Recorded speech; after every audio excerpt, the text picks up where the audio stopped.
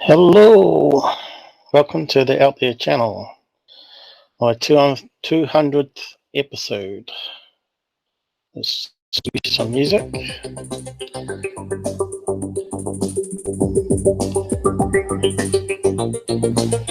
Well, tonight we'll probably look at some MUFON cases and show you some more tools, but also we'll look at some other UFO stuff until people connect.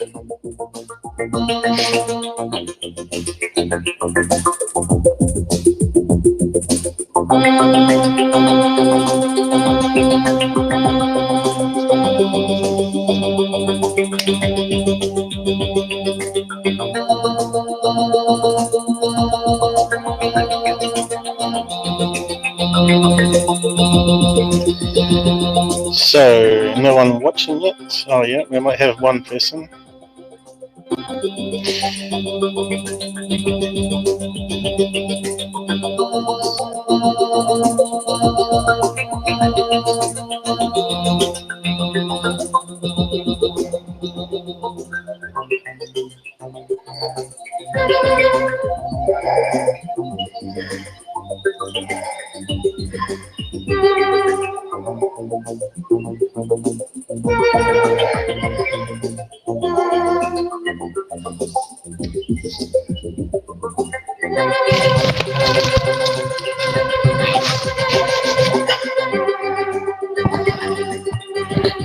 Seems to be picking up my breathing.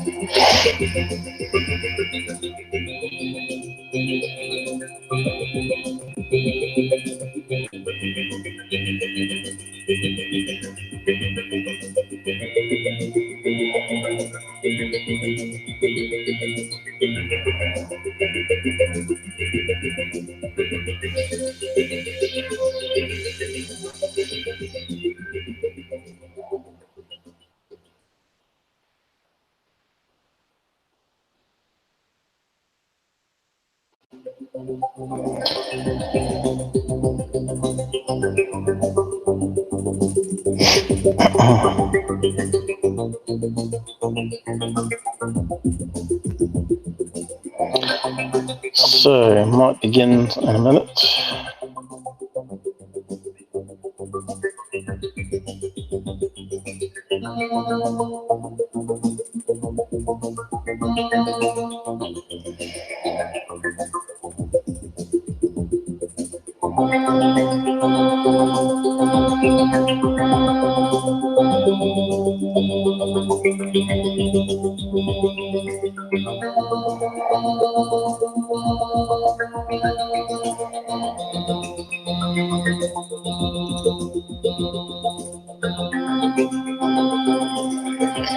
So I'll switch to my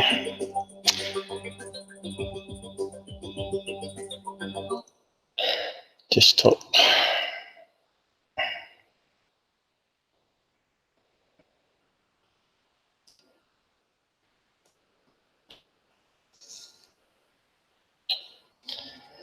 So I was looking at some Meier stuff recently, and I thought I'd just share some of the good sites out there that sort of exposes the lies.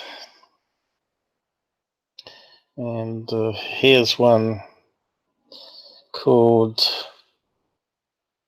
let's see, I need to magnify the screen so I can read it. 23 Proofs Billy Meier is a hoaxer, by John Ramimus. I'm not sure how you say his name. I'll just play a few clip of it. Of course, we won't have sound. This setup doesn't allow sound to be from the browser. So I recommend go and watch his full video.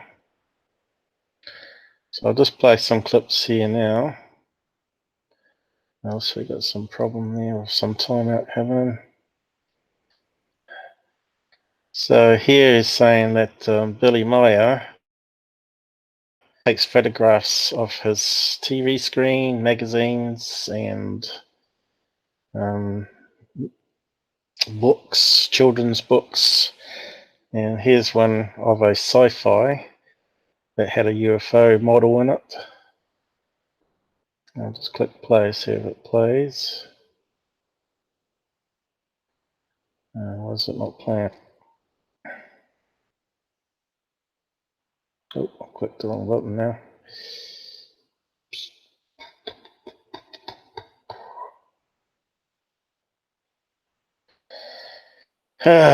Why is it not playing? Might be the other screen that looked up.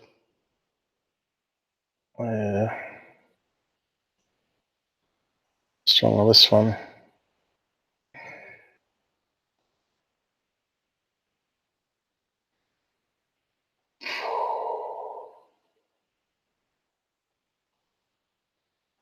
I'll close that one down for the time being then.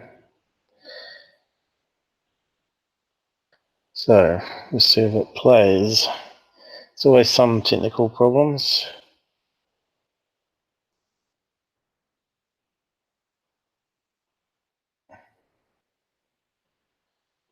Oh, come on, it was working before.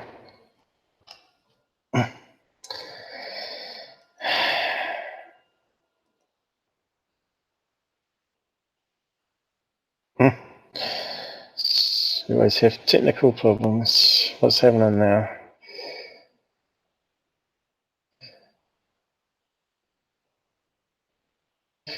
The computer can't handle too much, huh?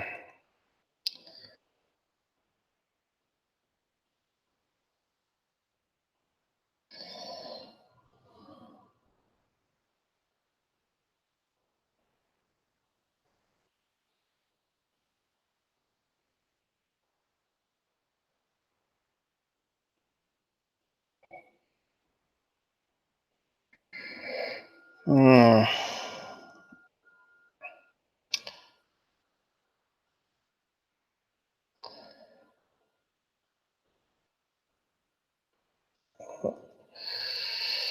A look up. How do we do a refresh here?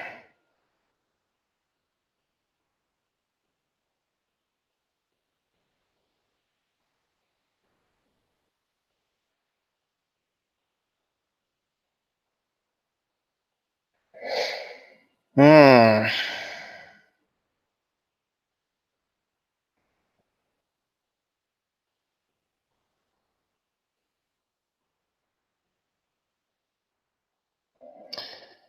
I think that's because that should be alright.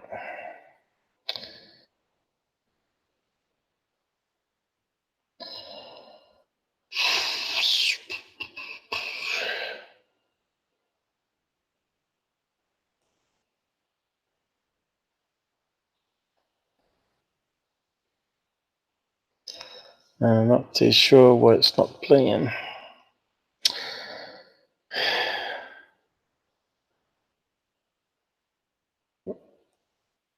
Let's copy.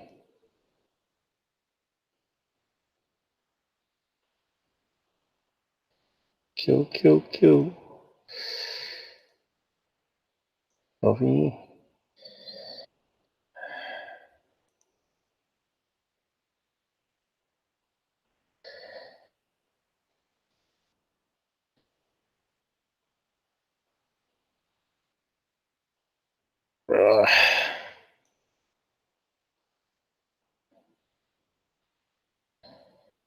But try again.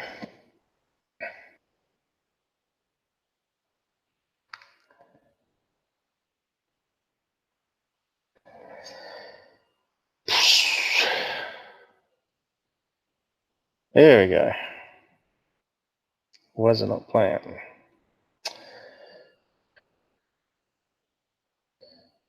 Are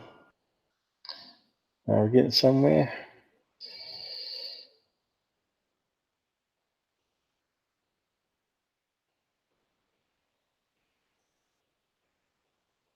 What we got saying now?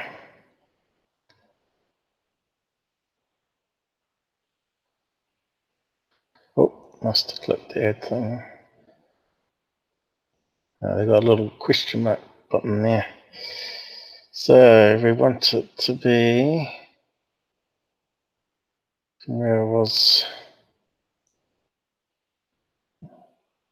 there. So is it going to play? Oh, it might be playing now.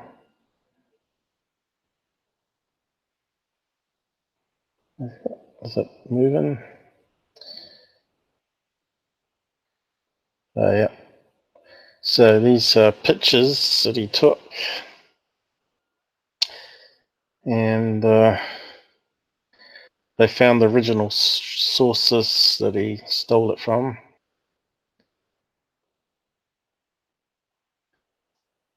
Is it still playing? Yeah, it's still playing. What's that one he's saying? Nebula and Ring Nebula telescope from NASA. So he steals a few pictures from NASA.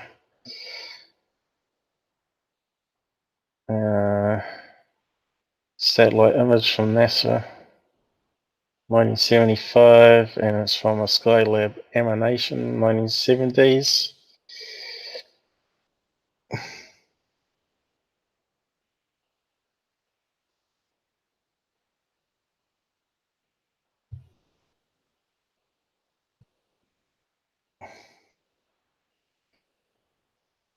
Of course, he's talking about it. We can't hear it. And we got this again.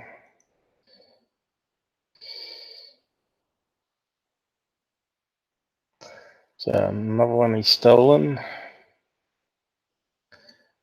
Like a Landon NASA emanation. And another one. Tour of Space Colony from a book, 1975. They're comparing it with arrows. I think he's so busted. Once you get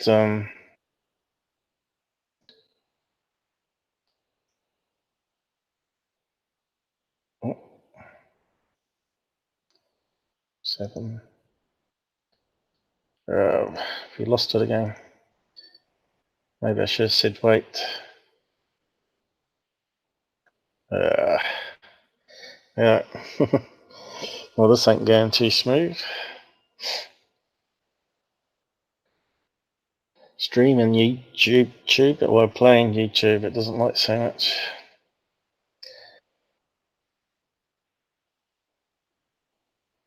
So I've been through these ones.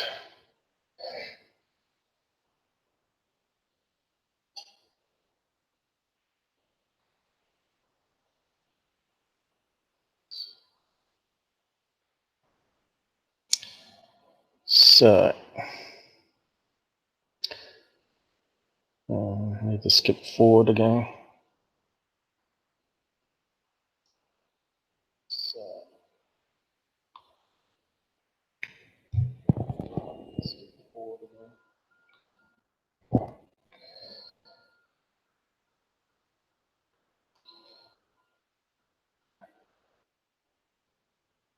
Is it still playing? Oh yeah, still playing. And Venus. It's copied from. What's this one? Secret Earth satellite around Mars, saying he filmed it from a UFO window. And it was taken from this. And look how, of course, you notice his is blurry.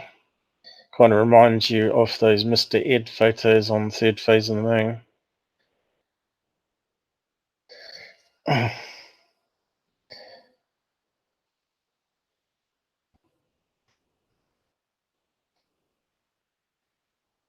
I'd say once you've seen 100% proof that someone has made fraud or hoaxed something, you can't trust anything that they put out after that point.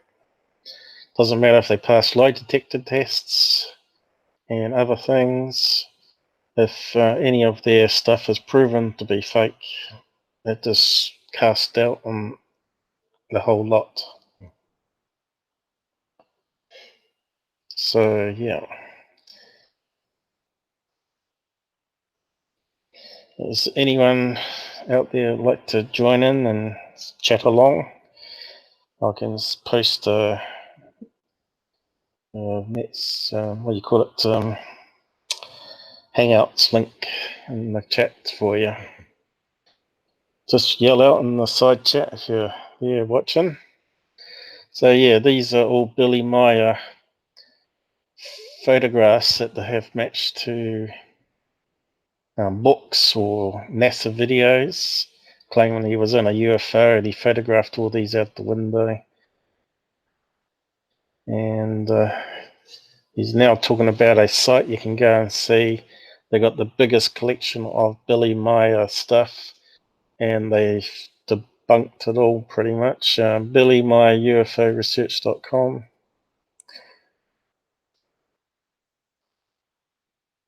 It's a huge site.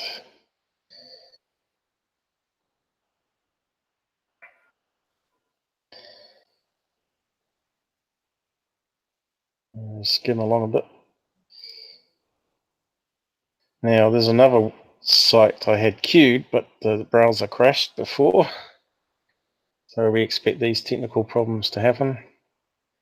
That apparently is on fishing wire, dangling on a horizontal line, and there's another video that shows it. And he duplicates it. I've done quite a lot of detail analysis on this guy.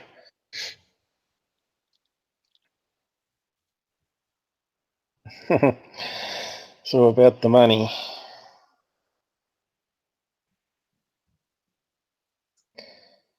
And this one cracks me up. It's from a book with drawings of dinosaurs. And you can see he's just taken it and blurred it. Billy Meier, July 1975, and the book was written in 1960. Now you can see that's identical. Lazy, faking. How people believe Billy Meier stuff today makes no sense whatsoever. You know, he's if you go back to the beginning here, this guy video's worth watching. Actually, a lot of his videos are quite good, but he's into paranormal at the moment, and he's doing some ghost hunting stuff. He's showing there Billy Meier saying that he filmed that outside a UFO window. And there's the original from NASA, emanation. You can see it's 100% identical. He probably thought no one would ever notice, I guess.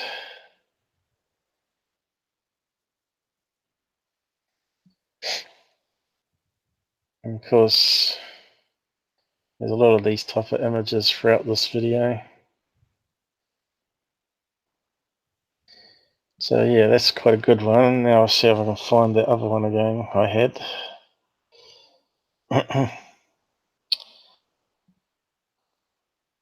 And of course, we haven't got audio for the video. We don't want to sort of break the guy's copyright, so we're just using it for commentary. Okay.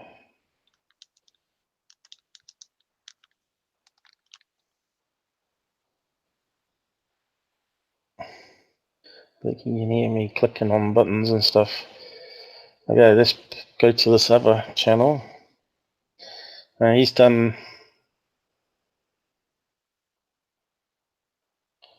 9 videos on him, breaking it up into section. Oh, we got someone on the side chat. Hello, Stephen. How's it going? I don't question there is something our skies have. I strongly believe from personal experience it is a spiritual phenomenon and not ET. Your thoughts and why? I'm not religious myself, but I've had stuff. Better pause that. I've had stuff that I can't explain that's happened in my life, which I've had talked about in my paranormal one I did with Earl Grey. It's called Interview 2, if you've not watched it. So, yeah, I've had out of body and strange paranormal activity happen to me, stuff that I can't explain, but I've not had a UFO encounter or an alien grey encounter. I hope it's coming across all right. Qvid, yeah, I posted you the link for the net Hangouts if you want to connect. I've been here for about 5 minutes, Paul. All right. Is that what the clicking noise? It was you. I thought it Quite was. possibly. I thought it was me. Yeah. So I've had a few glitches to start with. I brought up this browser to play YouTube, and it keeps timing out and saying, "Do you want to end it or wait?" So I was having a few technical things. So I was looking at the Billy Meier stuff. I was in the last couple of days, and it's just amazing how a lot of experts have busted him completely with fake photographs. And this one here I've got on the screen at the moment. This guy duplicates the how it's done with models, and he's got this model up here. I don't know if you can see it. Yep. And you can't see any fishing line, can you? But that's hanging on a fishing line. And this guy's duplicating the Billy Meier stuff. So I need to scroll back a wee bit on that. And of course, we ain't going to get any sound or explanation of what he's doing.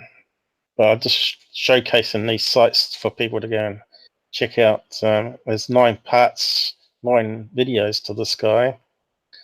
And maybe I'll post it in the side chat for you guys. Hang on. Didn't Billy Myers used to use the likes of fishing line, but from left to right rather than dangling the objects off them? Yeah, that's right. He did a horizontal, like a washing line. Yeah, And from a tree to like another tree, let's say. and then you use another cable going to it into the center, or maybe a couple of wires coming off it, and you pull on one to lift it upwards and slide it along and stuff. But yeah, this guy goes in depth on how he faked it, of course, and I'll see if I can post the link there so you can go and check out his videos. Now, he did this back in 2012. And I've queued it from the time that I've got on the screen here. See if it comes up now. Down the side. Oh, I've double clicked on something and it's come up with that stupid disabled person chat thing. So did it come up? It's a bit hard working with 2 screens, and one's on the other side of the room. There you go. Click on that, see if you can get the same video up on your screen there. Of course, mute it if you're on Hangouts. I heard a beep from somewhere. Was that you or me? Oh, It me. shouldn't have been me. Yeah. As you know, Facebook banned me for a day. I was a naughty boy. I quoted someone saying some nasty things about white people, and they banned me. You're not allowed to quote people, apparently. So, yeah. So now I can't reply to anyone that's sending me a message on Facebook. How stupid is that? Censorship is so lame. And I'll Yeah, post it. Yep. Go ahead. there's a lot of censorship going on over in this country at the moment. Yeah. But I'm not going to talk about it on here purely because you will probably get your Oh yeah. video taken down. Oh yeah. It's just crazy, isn't it? Well, we might have Kim.com. He's setting up a non what do you call it, non-central social network soon called K.im. I don't know if you've heard about it. I haven't, no. So if people switch over to that from Facebook, Facebook will be dead. Basically, he said that the government won't be able to spy on you and there won't be any censorship. So that's going to throw a spanner in the works. And I've asked him many times to start up his own YouTube because no, they've gone crazy as well. They've taken away my ads as well. What's Stephen saying here on the side? I've been trying to look for the link. Stephen's going on about he thinks ETs are religious, spiritual. Uh, I don't think there's any evidence to prove what they are at the moment. Our government might have a better idea, eh? Or the US government would. For sure that I'm not really into religion myself. I don't know about you, Cuvid, but I never like organised brainwashing myself and like independent three thought. And I'm not saying not be spiritual though. You can believe what you want, but I just don't like it being organised like the Catholic Church. You know how they used to go around and hang witches and stuff. That's just as bad as censorship nowadays.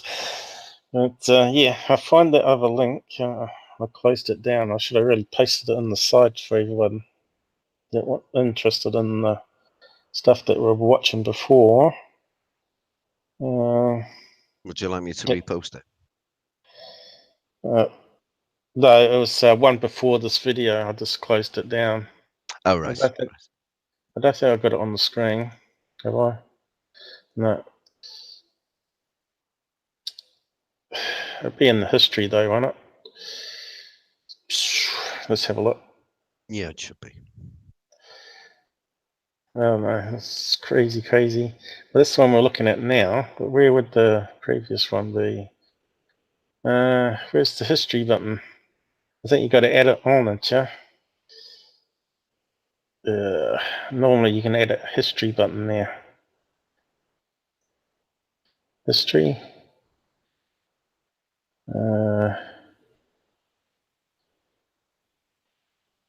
Not that one. Must be that one at the top, is it? That's the one. Is it? I don't want to get up the same one again.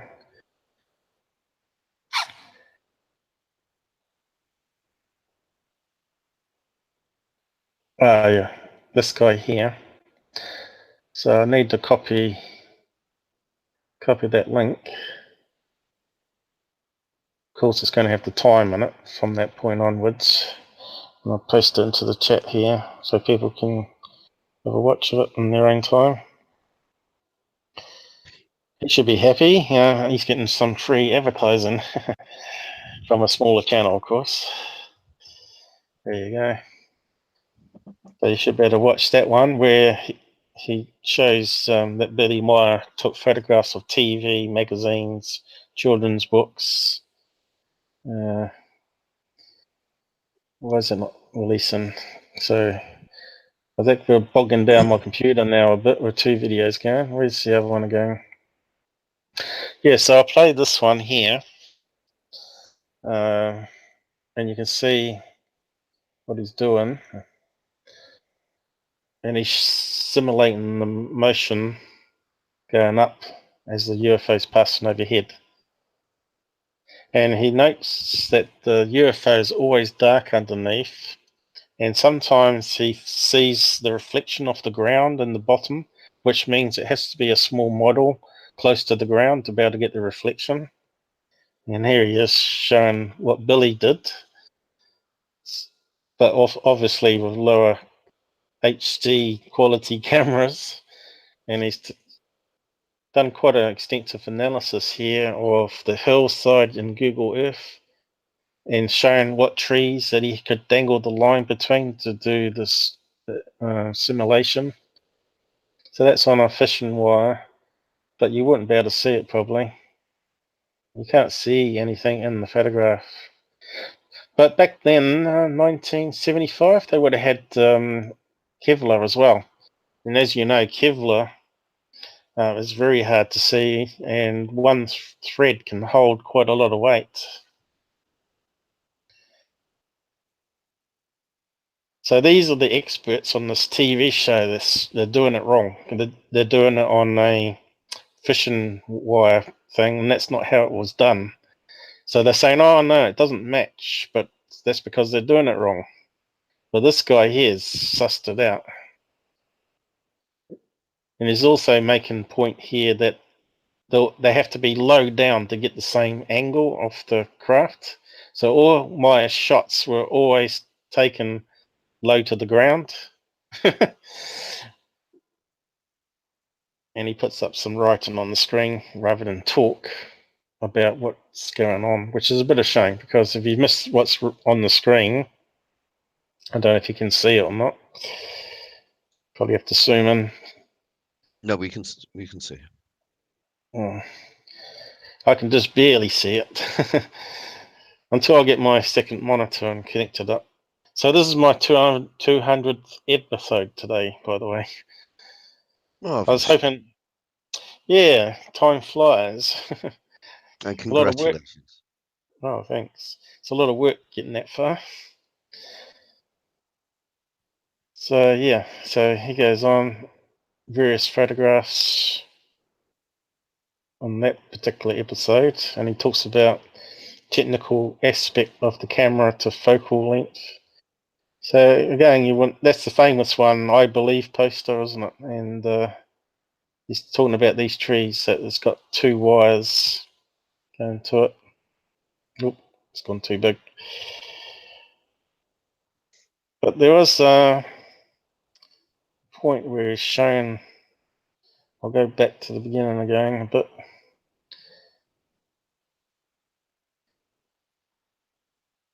He was showing how it was done with two wires going across. He said this one was too easy. There you go, that's the wires, he says. Done with two wires going to it. And he could just pull on one wire to get it to go in one direction, or lower it down or go up. There you go, you can see him walking, that you can't see the cables. And yeah, he's saying that the wind is actually making it move there. Bob up and down, just like what happened in Meier's video. Yes, so he does some good ones, and he did one also on the sound. You know how they were talking about that the UFOs were making sound? Well, on episode, I think it's 9, talks about sound, and he said when he was setting up the models with the wire, that he got the same sounds. It was the wind blowing through the wire and making an oscillation sound in the actual metal cups off the saucer, proving it had to be a model, because they had all these experts come on in this TV show that he's breaking down and saying what they did wrong. They had all these experts from Navy and all sorts saying, oh, we can't reproduce that on a synthesizer. That's because it was done with like a wind chime thing. It had to be the same sort of model with the same sort of size and echo chamber to get the same effect. And he plays his sounds on one of the episodes anyway. But there's quite a few hours watching there. I think, how many minutes is that one? That's 20 minutes. So he's got 9 episodes of 20 minutes. So, yeah. So you probably find the other ones down in the list here. Yeah, Of course, to Stephen in chat, when you say, however, the Bible has many mentions of what could be classified as ET and UFOs today, I completely agree. It does have mentions of things that I myself, if I was reading it, um, I might think that could have been extraterrestrial. That could have been a UFO. But the problem is, when people read the Bible, they read it differently. I could read the same piece of the Bible as yourself, and you might take from it completely different meanings. mm, Um, and that is part of the problem with them things. Um, there are a lot of things that do or could be explained by something more extraterrestrial, but it depends on the person reading it. there's And also the also thing with the Bible though is it's all interpreted, and people saw a bright light in the sky or past the sky, and they wrote it down on I don't know, a scroll, piece of paper, or stone to explain it. And of course, nowadays we'd know that might be Comet 2018 or whatever it is they found out in space that passes Earth every 200 years or whatever, and yeah, it's just their interpretation. I don't know if you ever seen the Monty Python film called Life of Brian, and they got a little UFO at the end and that as well. But that sort of shows how people interpreted things back then. seen that movie hundreds of times. Oh, no, it's hilarious. I like the Look on the Bright Side of Life song at the end there, but Classic. it is, yeah. And also Meaning of Life is the other top one there. Oh, the But one where he talks about the universe. You know, where he steps out of the fridge. yeah, and of That, course that was another yeah, good one. there's a good song in that one too, which is all accurate, where it's talking about the speed of the Earth spinning and that orbiting sun and the solar system rotation. I can't remember the exact song now, but it was That's the one where he steps out of the fridge. Hello, uh, Mrs. Brown. yeah. I haven't watched it for God knows how many years now, 20 years, but yeah, they're good movies to grab and have a watch if you've never seen them. But mind you, I think you might need some British humour to understand it. But some of it's pretty gory. That one in the restaurant where they're vomiting up everything is pretty horrible. But anyway, let's get back to the thing. You were saying at the end something before I interrupted you, saying something about the Bible. Well, yeah, as you say, it's all down to personal interpretation. That was what I was saying. You know, if I was to read a certain part of it, I might interpret it differently to somebody else who was reading the exact same part with the exact same words. So it is down to personal interpretation. Um, Mm, but looking at this footage as well that you're showing at the moment, it was done quite cleverly with the lines going mostly from left to right, because the problem with having a fake UFO on a stick on a piece of line is that it swings from side to side, and there's yeah, very little you can do to stop that. Whereas with the way he has done it, it doesn't move side to side unless you want it to. It will bob slightly, yeah. but that looks better than it actually swinging, which gives away this thing is on a wire. Mind you, the Maya did have some videos where he had it on a fishing pole there, and you could see it. It was sort of swinging and going around. What do you call it? In clockwise motion. And if you mapped it out on computer, you could see it was actually on a line just by the direction and the motion that it was doing. It doesn't take too much brain power to work out something's not right. And if we go back to his next video, I think he debunks even more models. It might even be the swinging one that you're talking about, where it's spinning around on a fishing pole.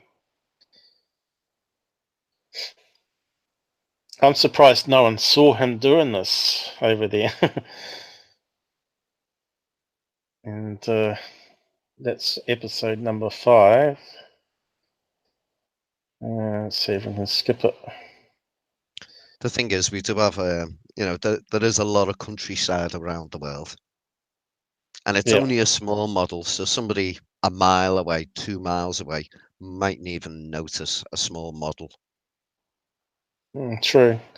Well, it's up in the Swiss Alps, isn't it? So there's probably not too many people around. I could see that he did it around single houses there in the countryside, so country roads. Like, look, there's no one around there.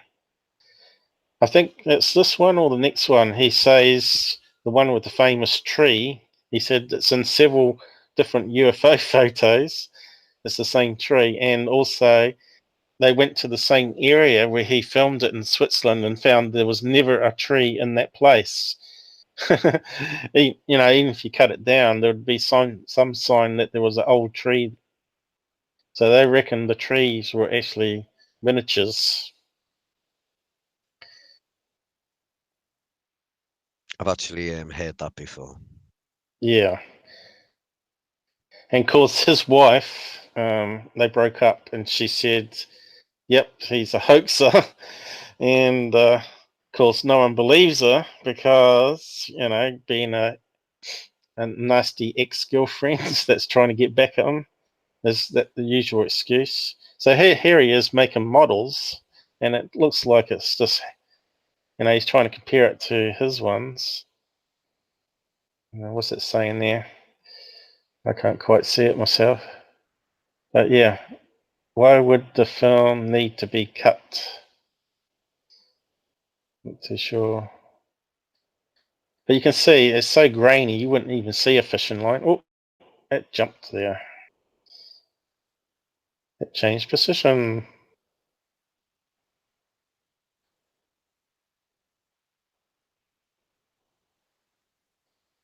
Now it's bouncing and wobbling side to side. Yep. Here's another one. It definitely looks like it's sort of swinging on a line, doesn't it? It's like a pendulum. Yep.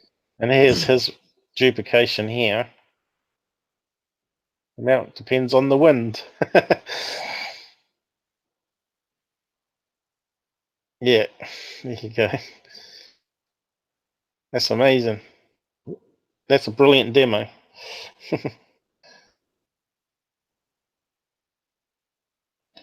Clever guy.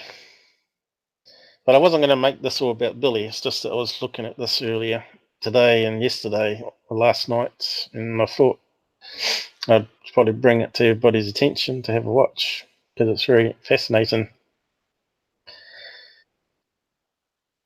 So yeah, I was going to actually look at some MUFON cases and have a look at plane find, if we can find a case for plane finder. So on YouTube here, we got my stats up here, and you can see it looks pretty dismal for what, a year and a half, 48,000 views. So someone just joined probably a couple of hours ago. It was up to 1282, and then I was watching from on this screen here. On here, it shows you traffic coming in, which is probably on this video at the moment. Episode live, that's this one, 200th episode.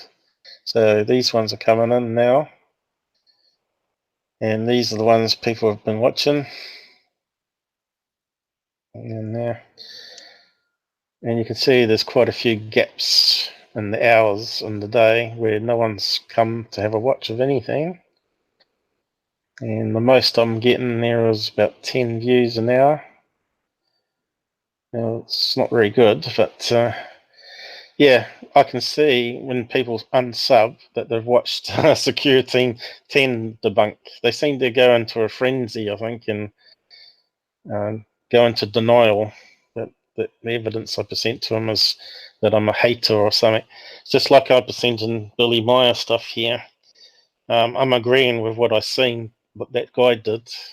And so, you would sub to him in case he brings out some other interesting stuff. But it looks like he hasn't done anything on UFOs for a few years now. He does various other stuff.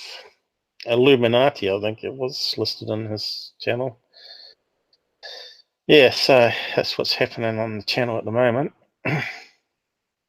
So just close that down. Oh, one too far, I think. I should have left the tab open, shouldn't I?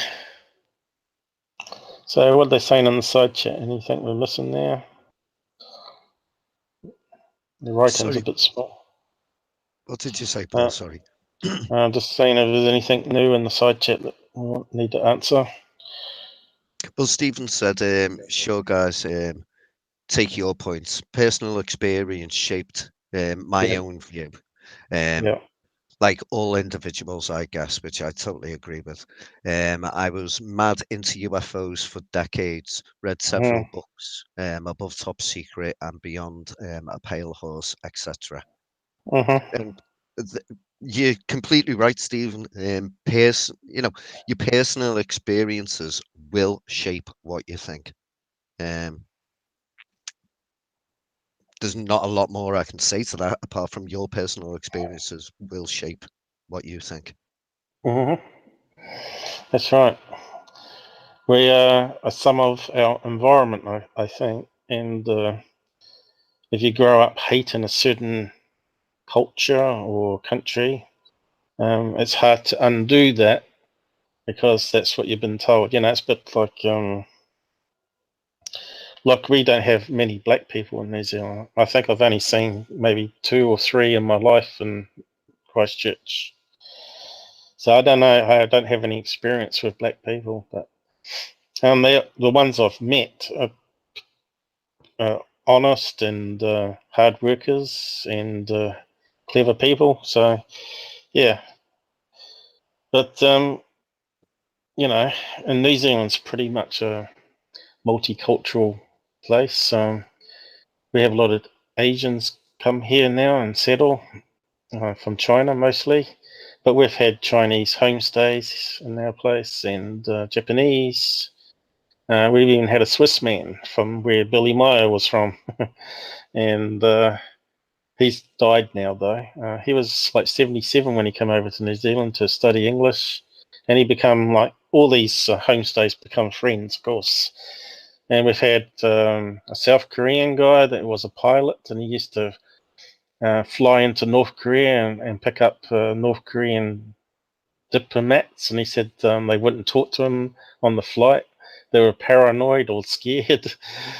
And we've got Turkish homestays. Well, they actually rented up the top of our house that Dad converted into a flatlet, and they were with us for many years, and they've gone back to Turkey. But yeah, of course, the Muslims, and you wouldn't know it.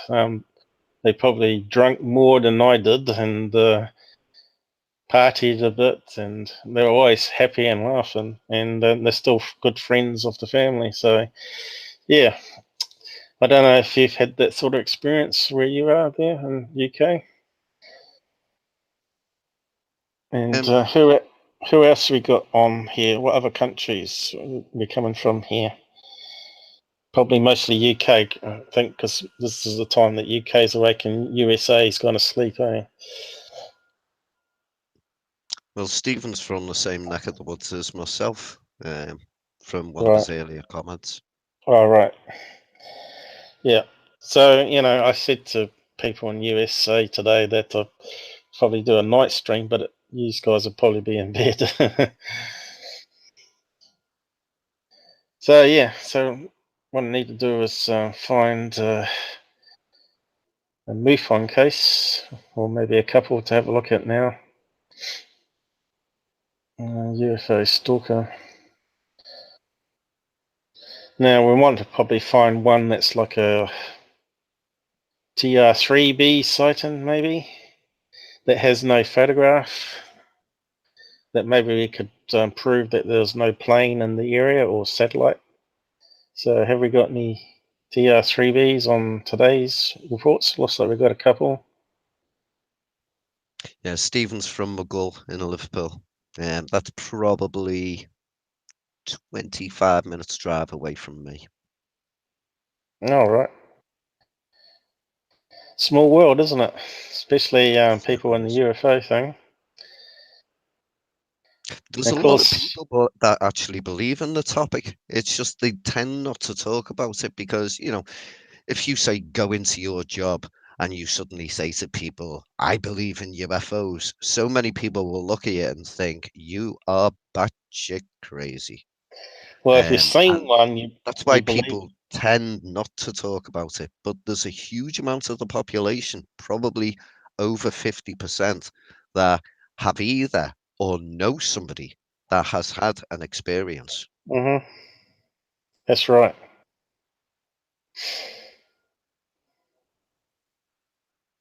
You're there still? Yeah, yeah. All right, you went silent all of a sudden. No, I just So, finished what I was saying. so I found one here that's a black triangle sighting in Emerald, California, and there's no photograph. And that was the 8th, and was that a couple of days ago? And there is no details. So, seen from a window from apartment. Um, so what?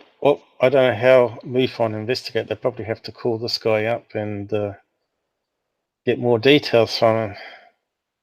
Have we got location at all? Sometimes we have GPS coordinates.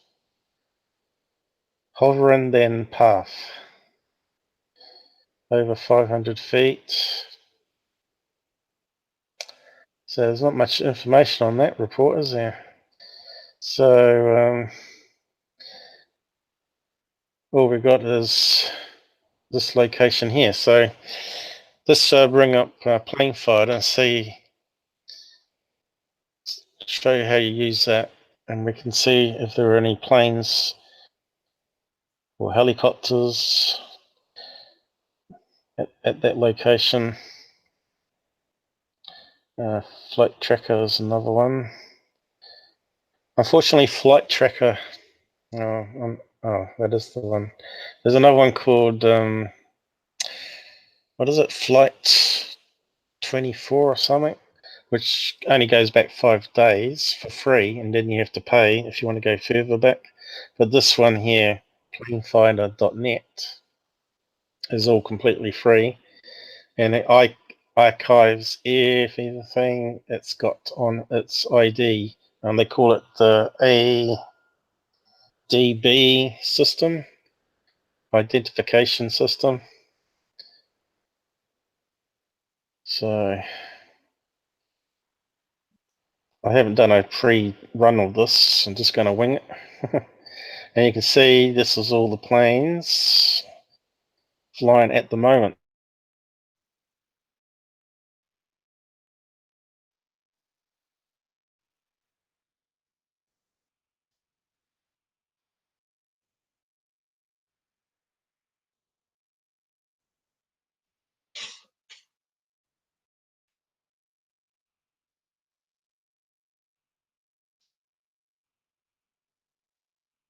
Are you still there, Paul?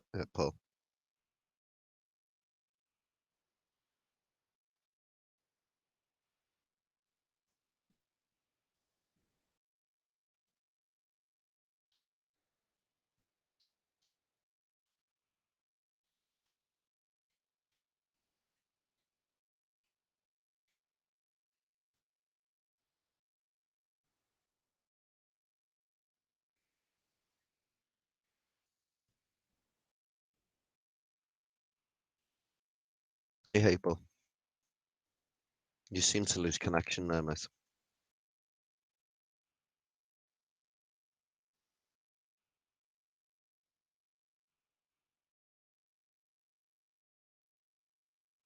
You don't have any audio at the moment.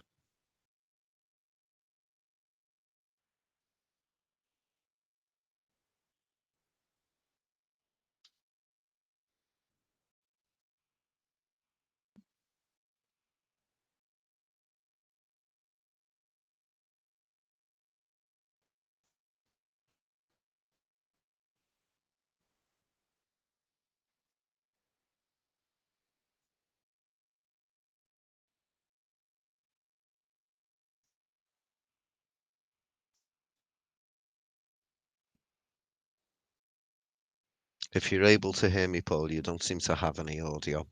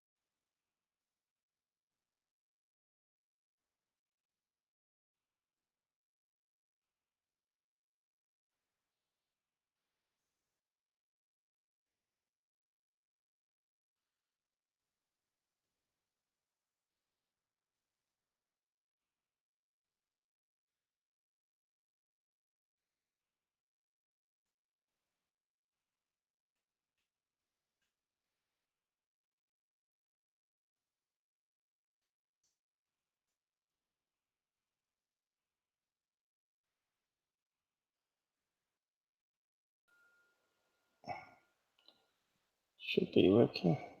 Right, it's working now. We can hear you again. Ah, I had to click on the settings on Hangouts. I don't know, Minicam crashed on me. But it's good to see that we can get it back if it does do that.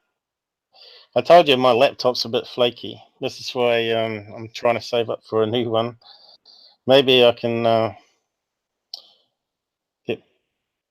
get back to this one. It's when we opened up this plane finder screen. Ever got that screen up? Yes, you have. Yep. Okay. I think they're slowly moving now, aren't they, on the screen? Yeah, we're seeing the odd one move every now and again. So what we need to do is, what was that location? Have to go back to the other screen.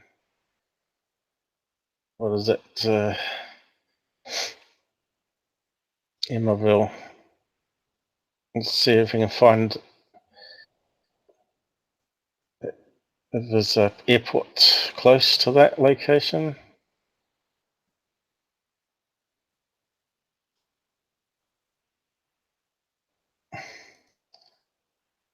Once we got the location right, it's not quite as friendly as is it searching? It's not as friendly as Google Earth.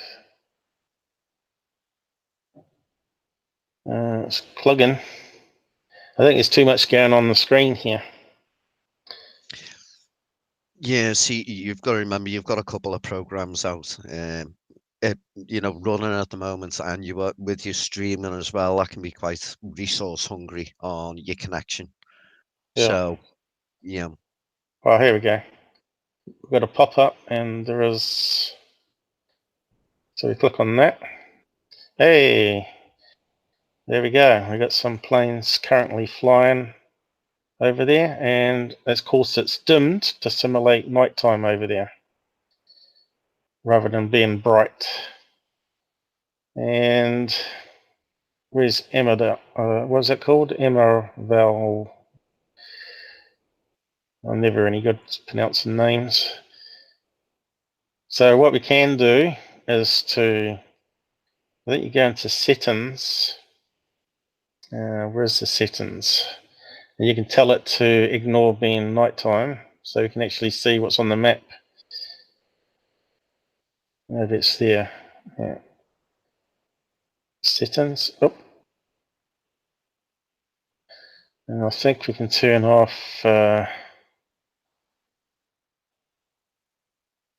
show airports daytime.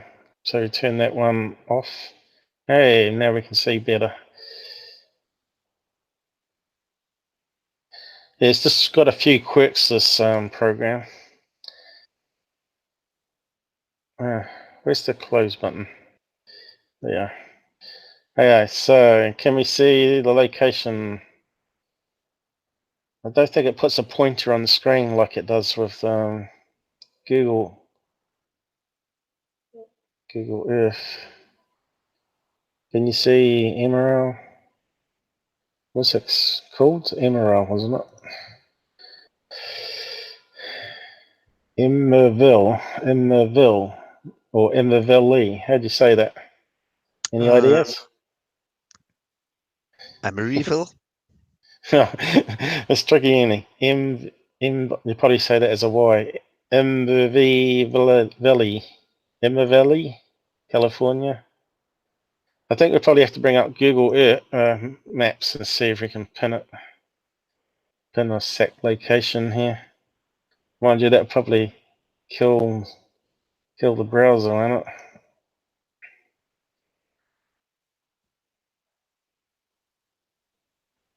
Placed in search. Oh, looks like it's doing it. And we want maps. Which one's map?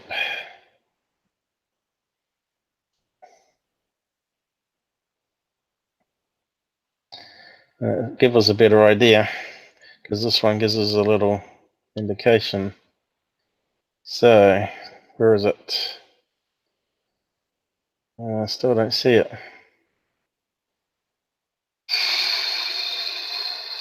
Oh, here it is on the end. Emma Valley. Yep, that's the one. Park. It's a little strip of land. It's a strange place to be looking at from an apartment, isn't it? I suppose it might be like beachfront houses there. We'd have to go to satellite and have a look, eh? So bringing it down. There we go. Oh, right. Looks pretty built up there. We should be able to zoom in more, shouldn't we? If our computer keeps up with us. Well, there's a lot of boats, but he said he was filming it from a window. There's a car park. Can't see any living places there. Looks like restaurants and buildings. Yeah, it's hard to tell from what he says there where he is exactly because we haven't got GPS. Is that apartments here? That looks like a swimming pool. So that's a block of apartments here. So maybe he was here. So that's probably gives us the idea. So we need to find that little strip of land there on the plane finder. So where is it? It's going in too fast, is it? So where's that strip of land? Yeah. Can you zoom out on that slightly? Zoom out. Oh, the wrong direction, was it? Let's zoom out more. What's this thing that's popped up here? What's that say? Can't quite read it from here. Is there a close button for it? Come on. Oh yeah. Add close. Google Ad. Yeah, I should put ad blocker on, but really support the website with ads though. To be fair, so we're looking for that strip of land. So it might be way where those planes are, eh? down here somewhere.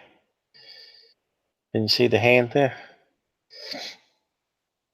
Or it could be here somewhere. We might have to.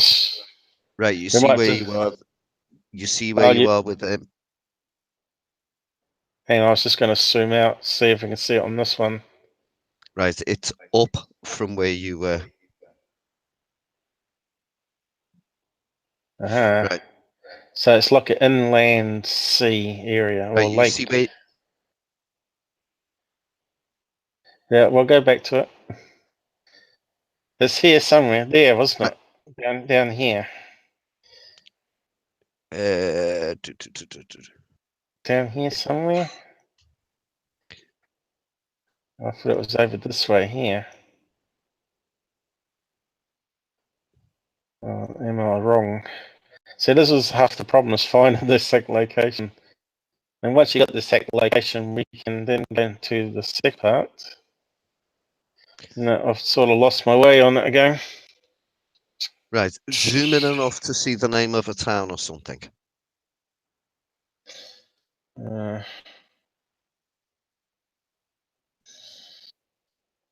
It started off up here though, but sometimes it's not. San Diego.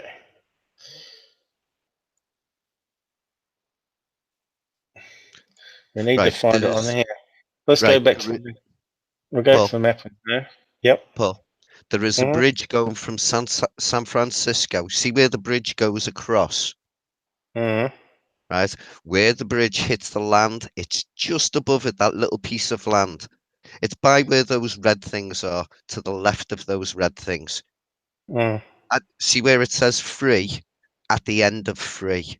That's where it is. End of free. Yeah, on your screen it says logging with free. I can't see that. Hilton Gardens Inn. It's on your map now. Hilton Gardens Inn, San Francisco, Oakland. Logged in there it with is. free. It's underneath like the letter R now. There it is, the L shape. That's Yeah. it there. So we need to go to, what was the bridge?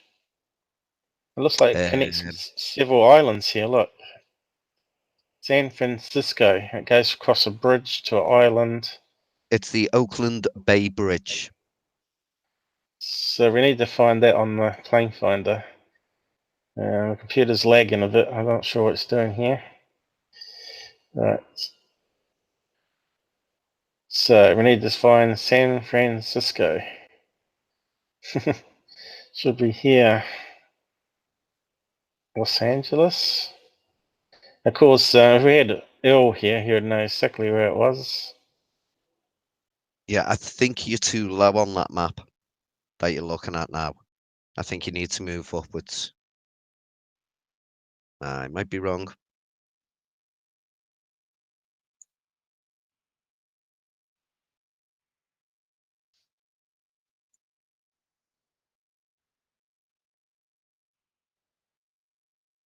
You seem to have frozen, Paul.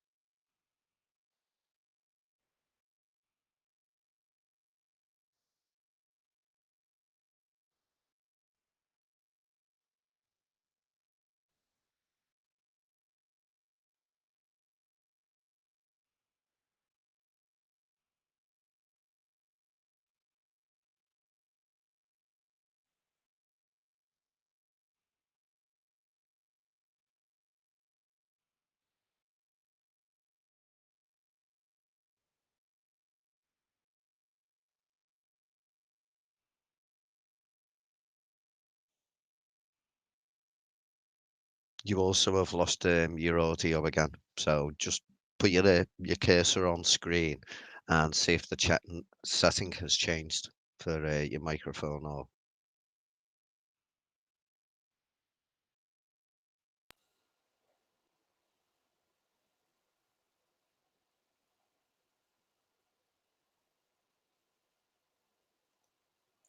Can you hear me now? Yes, I hear you. Program keeps crashing when we get too many planes on the screen. So at least we can get back anyway. So we've found San Francisco here. Here's the bridge here, isn't it? So the strip of land here. We're actually looking at you at the moment, not your map. Right, okay. Yeah, I see. Hasn't switched to the right screen. There we go. So where it hits the mainland, you want to move upwards slightly. I think that's the bridge.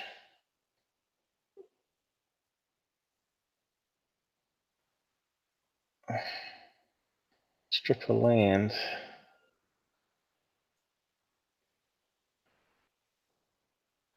Let's see. That is the bridge though, I think. I don't know, maybe not. It did go to an island.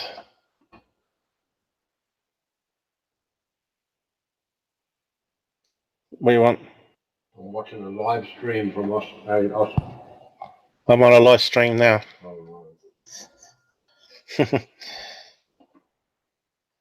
Got interrupted there by a house member. Right. So we're looking at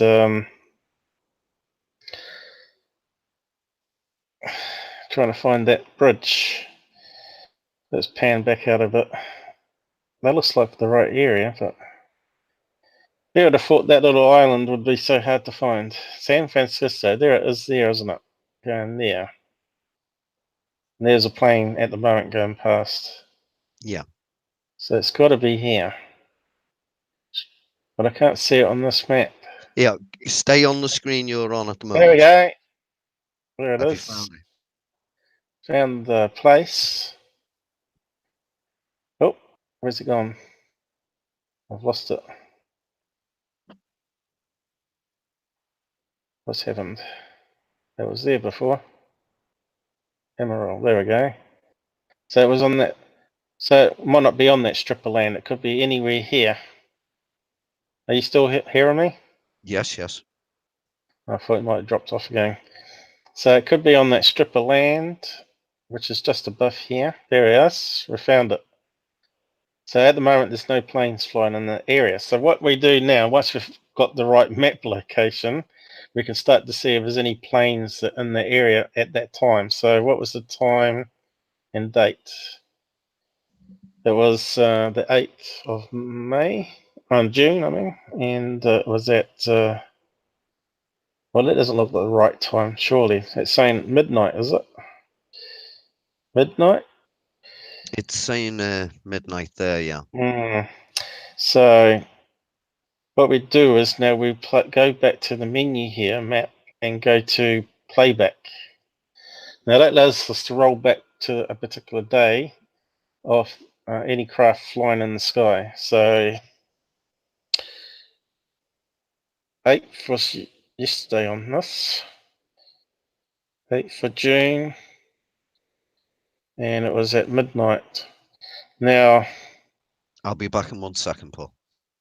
right, and then you hit play, and we should be able to see if there's any planes in the area at that time. I should I get rid of the ad. Where's the close button? Hide ad. There we go. So what happens here is it converts our time up here to UTC time. So I better pause it, although there's no planes still. And the UTC time doesn't match what we want. It's universal time thing, and of course he was filming it on the 8th of midnight. So we need to play around with it up here to get the time right down here. So it's 12 hours behind here. Normally we go by the UTC time on a camera image, or the video image has it, and the metadata. So I'll just choose another time and hit play and see what the UTC is. So we've still got a bit further to go. 1500. And down here, I'll probably have the correct time. 3 in the morning, so we need to go back 3 hours. So 1200 up here. We should be working with UTC time, but we're working on the MUFON report in Pacific time.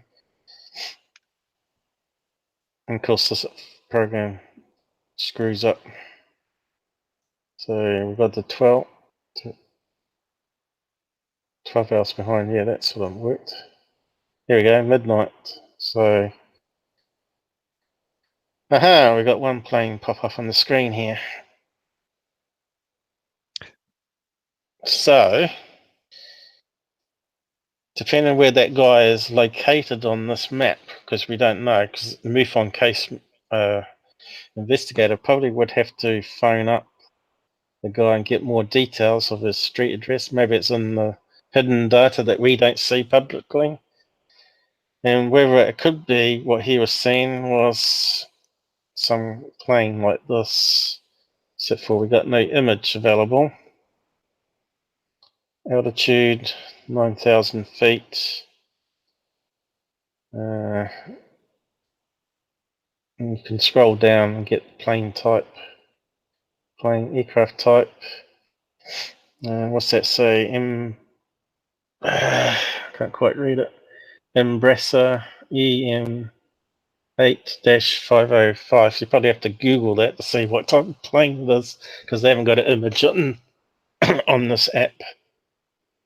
Can we copy that? Yep.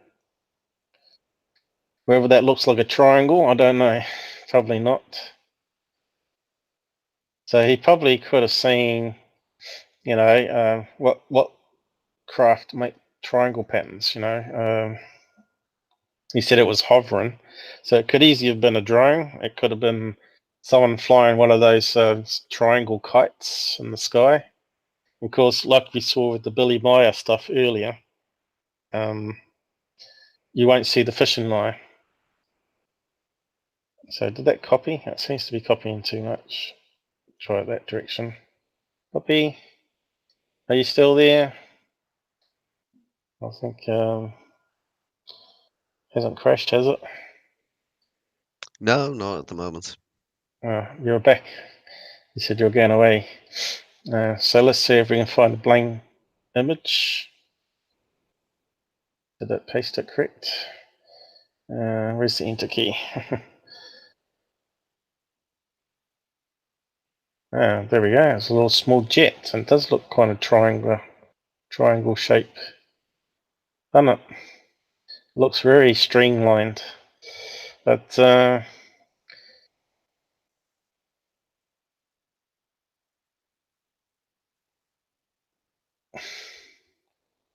a small what do you call it? Personal craft for rich people, but it does sort of have a triangle shape to it. And if it was midnight, that means he wouldn't have got a visual of it. So I'm thinking it's going to be this plane, because you're going to have a light on the nose cone here somewhere, what you call a landing light, and you're going to have a light on the corner of these wings, which are angled in such a way that they are triangular. I wonder if we can get a pattern of the lights on it. How many people we got with us at the moment? Only 3 by the looks of it. 2. 2 So now. It's gone back up to 3. We scare them off, don't we, on this channel? So here's a picture. So you can see, look at the angle of those wings. It's not a normal jet, is it? Like you'd see in the sky. So if you had a light on the end of each of those tips and a nose, or even a light on the tail, it would form a triangle pattern. So I reckon that will end up being what that case is. Even though we haven't got a photograph, we've used other tools to find out Have we lost our... See, the thing with this free version of this plane finder is that it times out if you don't click on it. So yeah, it's still there, but we haven't zoomed in. See if we can zoom in. Jack's in chat. Oh, we got another one joining us. Welcome. Who's that? Paranormal Underworld, is it? It is, yeah. Yep. There you go. I'm starting Would to you like remember me you. to send him a link to get him on? If he wants to join us, Would you like to join, Jax? he'd be the expert in all this stuff, wouldn't he?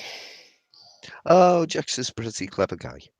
I'm all self-taught as well, so what you're seeing now is me stumbling across the application, but we got there on the end. I think they could make it a lot easier, this program, like when we type in that location, it should have put a point on the map like Google Maps did. But yeah, the link is in your private, Jax. we'll open it up to chat at the end if people want to ask questions or talk about UFO other stuff. So I was trying to zoom around on this plane finder map to see if we can find any other planes. But I'm not sure why he'd think it'd be hovering.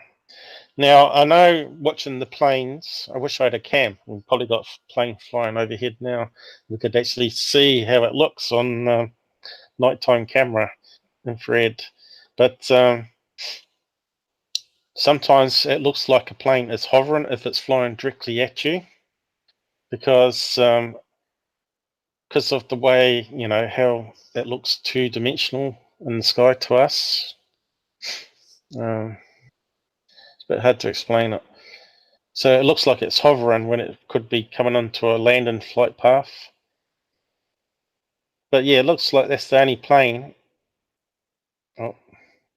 on that map at that time. But as I was saying, the time up here is meant to be Pacific time, and it translates it to UTC time, but the report itself would have to match this time down here.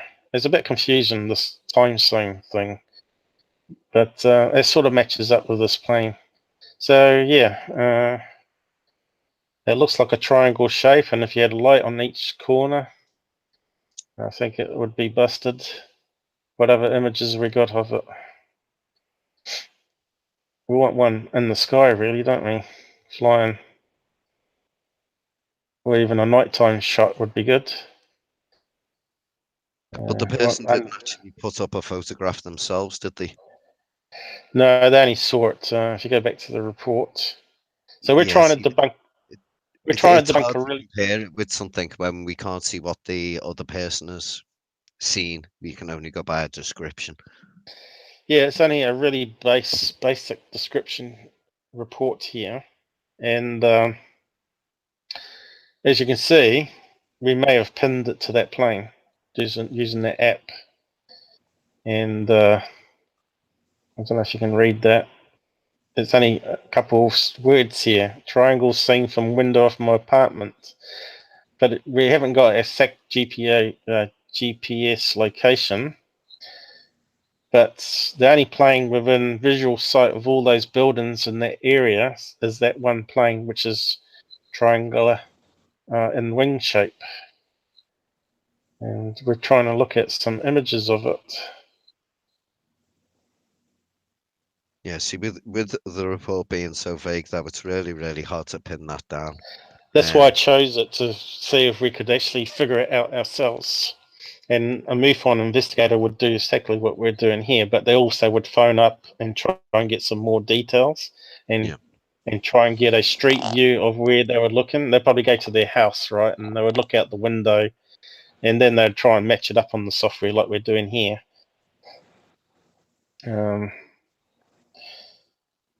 But we haven't got any nighttime shots. But yeah, I suppose we could narrow it down. We could say nighttime up here, I suppose, and see if we get something.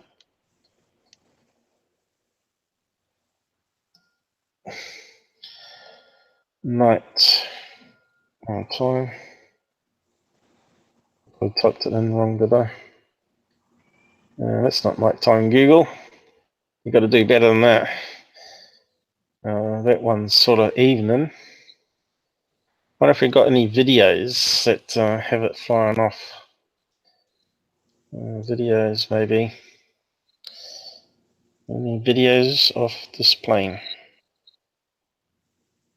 Yep, there are, but it doesn't look like... That's a pretty good one. That looks almost like an evening one. Let's click that one, have a look. We might have some flashing lights that give us the triangle shape.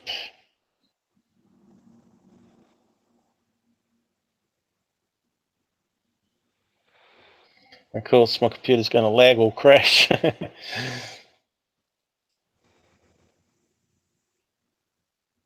Ah, here we go. Not getting any flashing lights on that. I suppose, is that the right plane though? Yeah, it is. 2 engines on the back and triangle shaped wing. Certainly goes fast.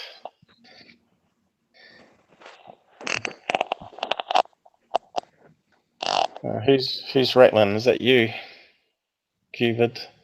No, it was Jack's just in his headset. All right. Was there any nighttime flights? Smooth night landing. So let's have a look at that one. Where's my cursor gone? Ah, here it is. You just have to bear with me. I'm running pretty basic setup here. We've had a couple of crashes already there, Jax, and my video got lost in sound, so I had to start the program again. Here we go. We got some night lights now. Not really showing much though, is it? Oh, here we go. So could that be mistaken for a hovering triangle?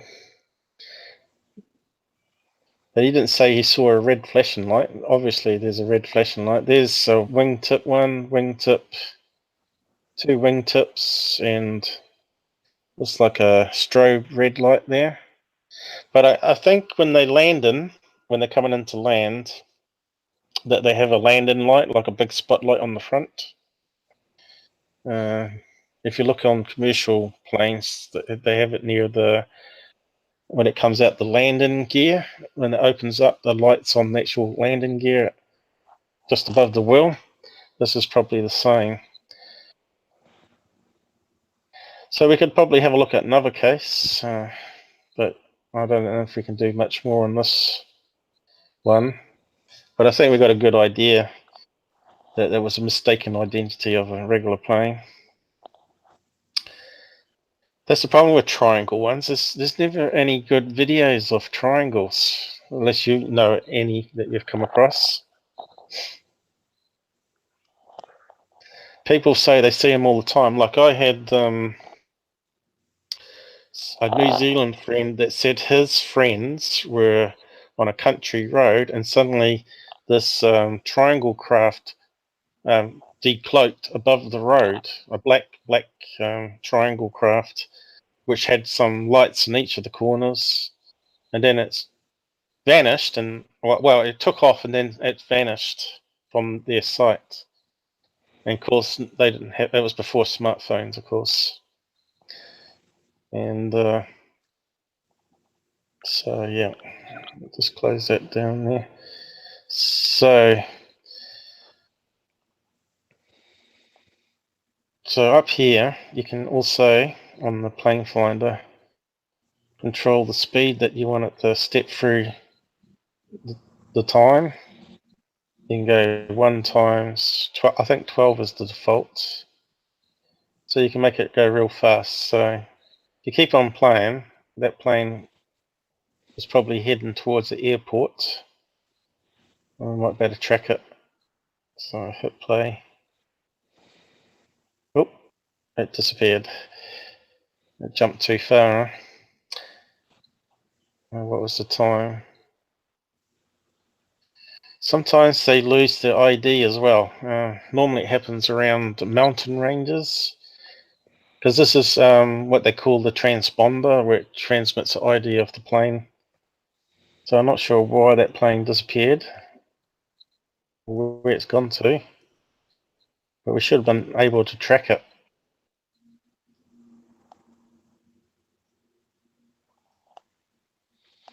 It decloaked. Perhaps there's a landing strip there, because it removes them when they land.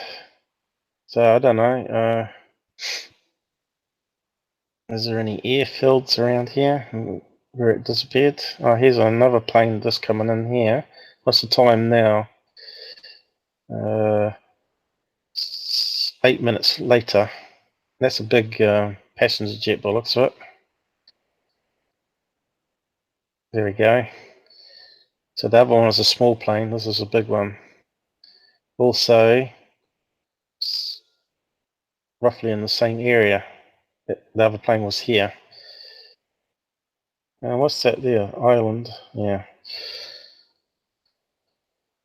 So, not really much we can do with that one, but what we can do is also, since it's nighttime, we can actually look up satellites as well. Although to get 3 lights in the sky to be hovering, satellites pass pretty quick, as you know.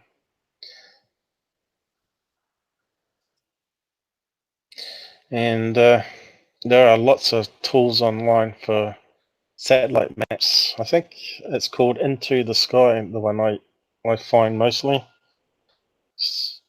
There's Heavens Above, but I never found that very friendly on the computer. But ideally, if you're seeing an object in the sky, you should have that Heavens Above app on your phone, and you just aim it at the object in the sky, and it will tell you if it's a satellite or a planet. It's quite a handy little tool.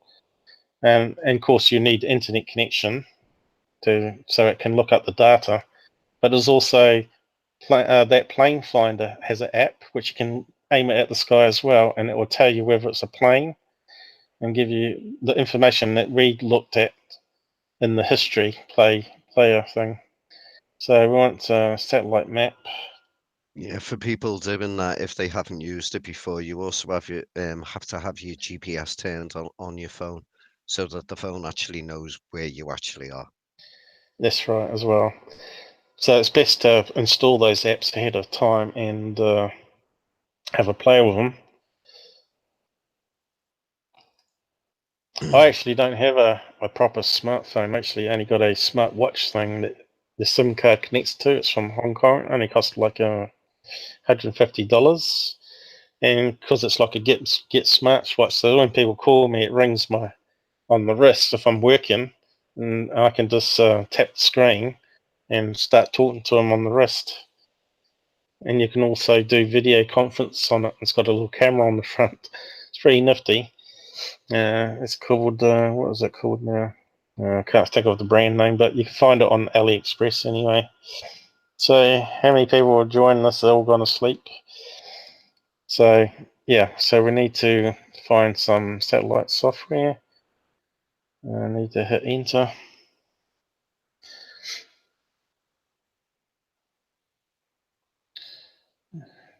Better than satellite or drone. Satellite map. It's bringing up local ones. Satellite map of the world. Haven't looked at that one, so we'll just click it and have a look. It'll probably crash my computer, and that's why I'm a bit scared of. Because it has a lot of, what do you call it, JavaScript applets. Here we go.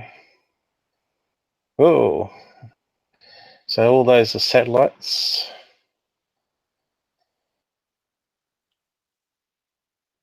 No, temperatures. Oh, that's not satellites, is it? It's weather. See, I don't know how to use this software. It's not the one I use normally. Where's the search? I have to go back a page, do we? It's lagging.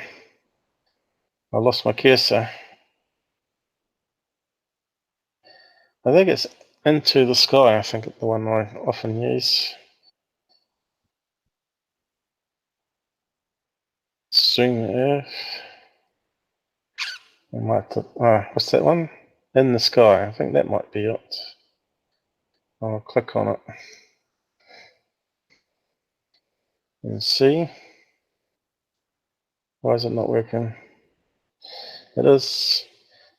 This is the one I use to debunk some of Secure Team's what was it, a cylinder UFO in the sky, which was just a long exposure of a satellite passing overhead. You know, just basic tools like this you can find out. What's it saying? Looks like it's put it over my location. So there's all the satellites in the sky above us, by the looks of it. But unfortunately, it doesn't show you all. You have to customize it. Where is it? Color satellites, select satellites, and you can see there's a big list here. And it's only got some ticked: space station, Hubble, and there's a lot of different satellites up there. GPS ones, so it's only listing the most common ones. But you'd have to go through and tick all those, and the software gets slower and slower and slower. These ones are the brightest ones, I understand, the iridium. So if you tick that, that puts it on the map as well. And here we go. It's added them to it. Look how busy that's getting now. So there's quite a few of them. So I won't turn too many on because that will probably crash my session. But normally you tick all of them on. So you got a good idea that what's in the sky above a location. Oops. So we want to go to that location in America. And normally there's this option up the top here. I can't quite read it. I have to zoom out. All right. Scroll up. It's starting to lag, I think. Yeah, finally. I think there's a place up here where you can input location. Time slider, date. So we probably want the 8th for that report. You can see it's very slow. I clicked on it. It's not responding. Hey, finally. And we wanted it at midnight.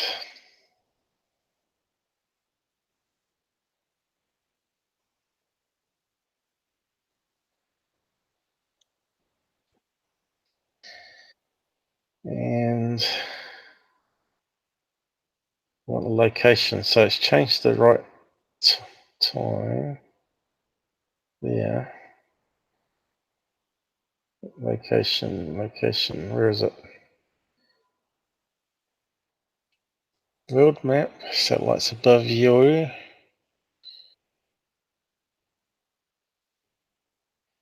Selection, search. Where's the thing gone for input? Guess you have to choose satellite above us. And then it comes up.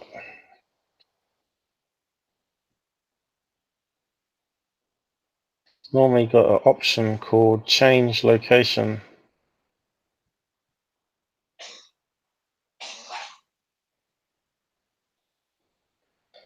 I can't see it.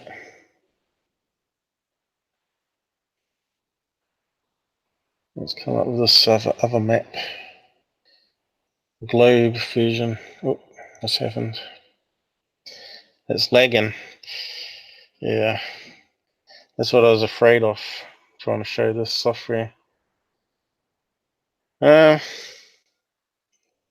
Shouldn't be this hard. A servant, opportunities, satellites. Could have sworn it was up the top here.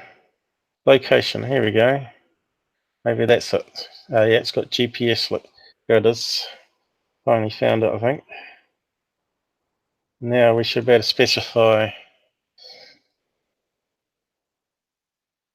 Ideally, we want GPS coordinates. Manually select your country. Yep, that's what we want.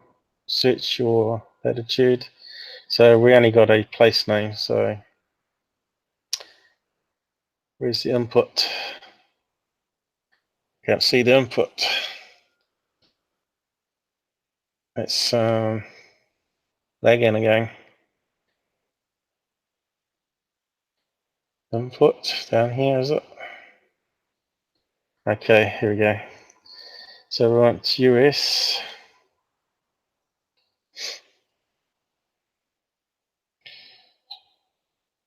And the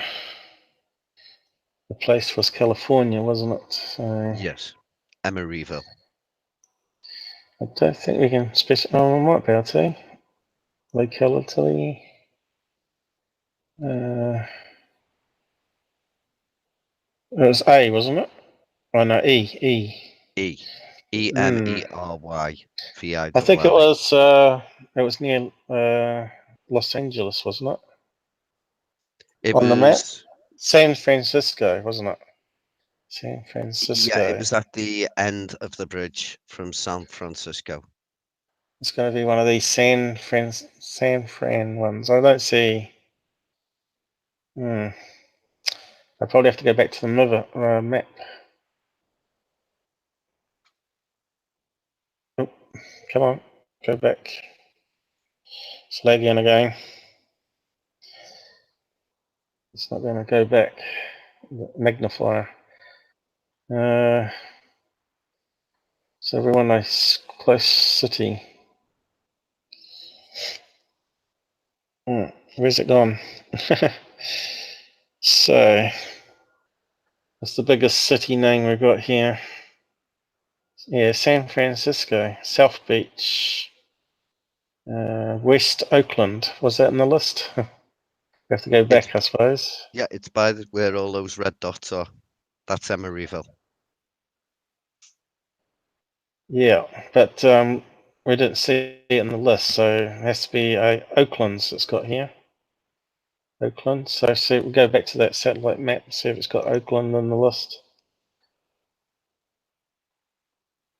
So for the writing's very small, so I have to magnify it. No. What's Los Angeles?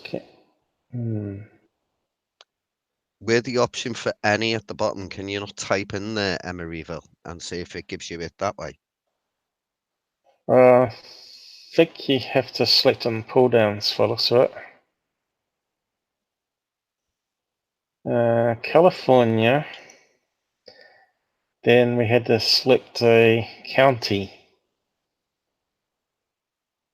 I don't know what the county was. We had Oakland's. And what other names did we have on the map? Oh, America's complicated, eh? Yeah. Have to go back.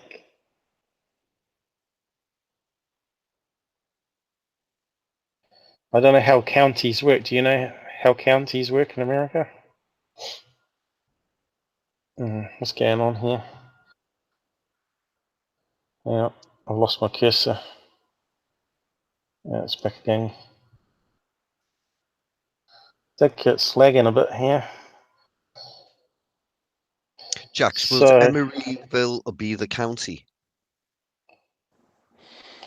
Our county is just basically, it's got several towns in it. I can't explain it any more than that. So even Americans don't understand it. So Oakland is there. I would have thought that would have been it.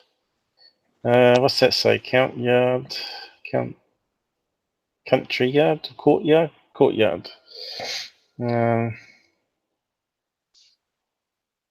Perhaps it says up here. Any clues? What's that? Union Street. Frustrating. Treasure Island. Oh well. It is in San Francisco, but it's does that give us more here? San Francisco, Berkeley. What's that one? Piedmont. San.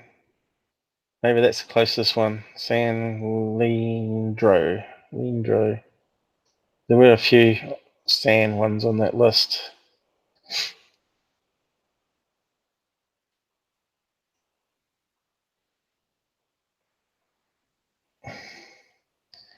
But not that one. Oh dear, oh dear. There's quite a few there. No ideas, guys? No, to be perfectly honest. No. You'd think it'd be easy. Looking at that map on Google. County. Walnut Creek.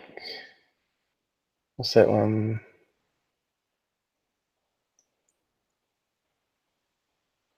San Francisco, South Francisco. Thought that wasn't on the map, was it?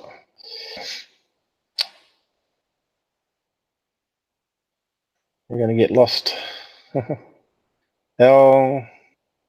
Richmond. That sounds like a big name. There's Richmond on the list.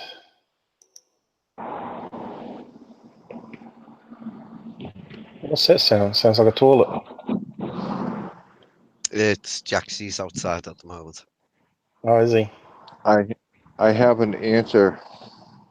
You got an In the answer? United States, about counties.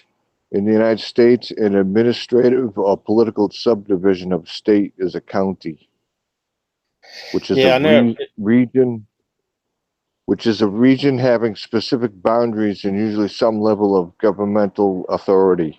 The term county is used in 48 U.S. states, while Louisiana and Alaska has functional equivalent subdivisions called parishes or boroughs, respectively. Unfortunately, we can't find any of those 48. I suppose that's 48 there. Looks like about 50.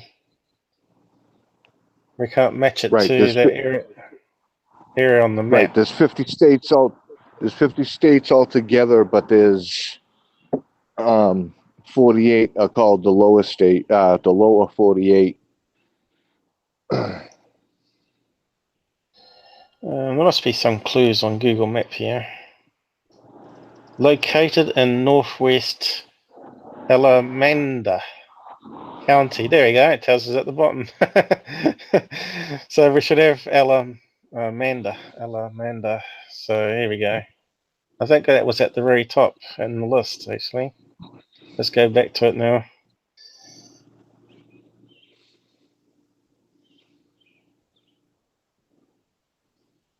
Oh, it's fun. You can see how you can spend ages investigating something anyway. So at the top here, area Alameda. And now we should be able to find the town.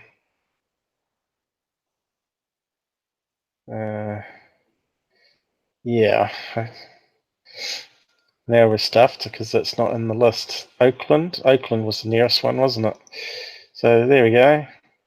Set town. So we finally got that software. Now it's changed the time wrong. But is the town right? Yep. Location Oakland. So we're going to have to move around on the map, I suppose.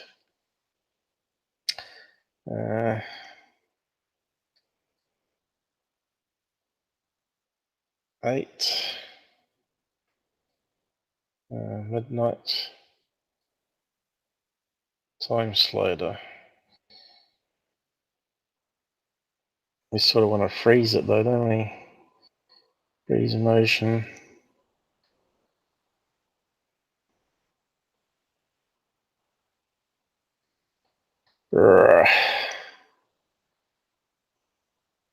The easy once I get a screen closer to me, I think. Okay, so how do we set time?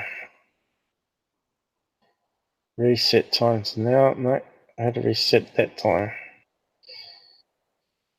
Oh, frustrating. Where's submit? Perhaps it's already playing. It probably is, yeah. Looks like it's already changed it, showing time. So it's got this map here. It's not really useful map. How do we change the maps? Visible from Oakland. It's not very useful, that map, is it?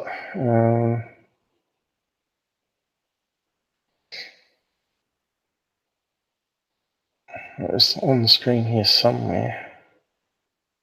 View from below. Oh, you can specify which direction you're looking. Oh, here we go.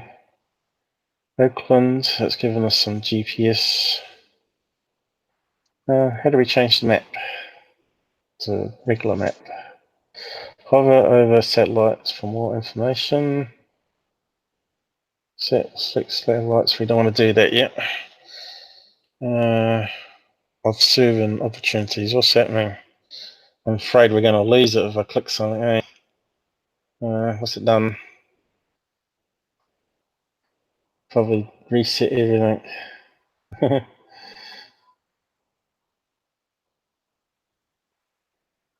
Spacecraft brighter than magnitude. Oh, I see. So you can specify how bright it might be. So it automatically selects. Oh, it's going slow on me. Yeah, it's not cooperating. Come on, scroll down. It's not scrolling. Oh god, a lot of information there. You can see it gets quite technical, but we're not getting the map I want. We had the right map when we started. Where is it? Probably have to go back on screen. I thought it was at the top where you can specify satellites above. Has it still got the right location? It won't scroll up. Come on. Yeah, it's still got the location. It hasn't lost that. Good. World map, 3D globe. Maybe that's the one we want. Is it doing something? What's it saying? Error message probably. Alright, it's doing something. It's thinking about it. Watch out, it might crash the computer. Oh, planet Earth satellites. Of course, it's too far away. It's starting to slow down now. Stop. So how do we zoom in? Just like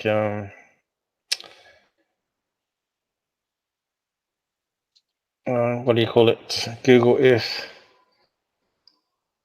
So where's Oakland should be in the center, shouldn't it? Off this map. Why is it not going in further? Yeah, well that's not really helpful, is it? It's too far away now.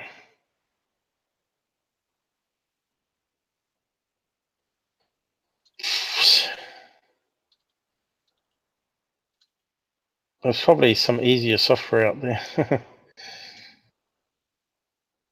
I think we have to choose rather than above. Need to scroll up, but it's not cooperating now. What other ones were there? I think you have to choose planetarium. That one there, was it? And that shows all the the star signs in the sky and the nebulas and stuff, which Heaven Above app would do if you aimed it at the sky.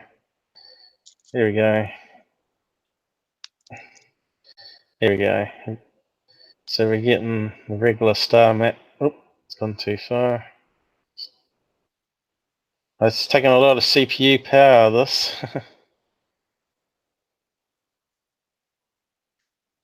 Yeah, it will do, unfortunately. Yeah, so it's not cooperating. So here's satellites passing in front of star constellations, viewed from that location of Oakland, which wasn't exact location. So yeah, it's going to take a lot of mucking around, and we need like a really fast computer with no streaming going on to be able to do it properly. But yeah, you should see it really go slow when you start turning on all the other satellites. But I did debunk one. I'll bring it up with Secure Team 10. I did some screen snapshots. Maybe we can find some better software than that that's not so CPU hungry. See, going by the description of what the person said, it doesn't sound like a satellite anyway, because satellites don't hover, they move across the sky, and they move across the sky within a couple of minutes, and they generally don't have three lights. They're either a bright light or they can't flash. I was just trying to show how people can look it up on this particular stream with that software. So you can do it, but as you see, it's not very easy to use and to get the map location.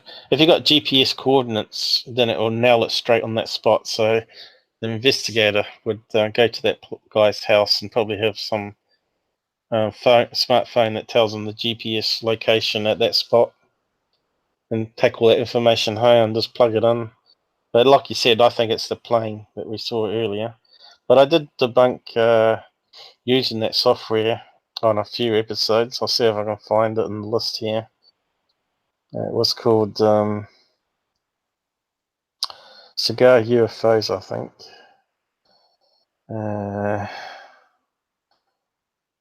Find it in a minute in the list. And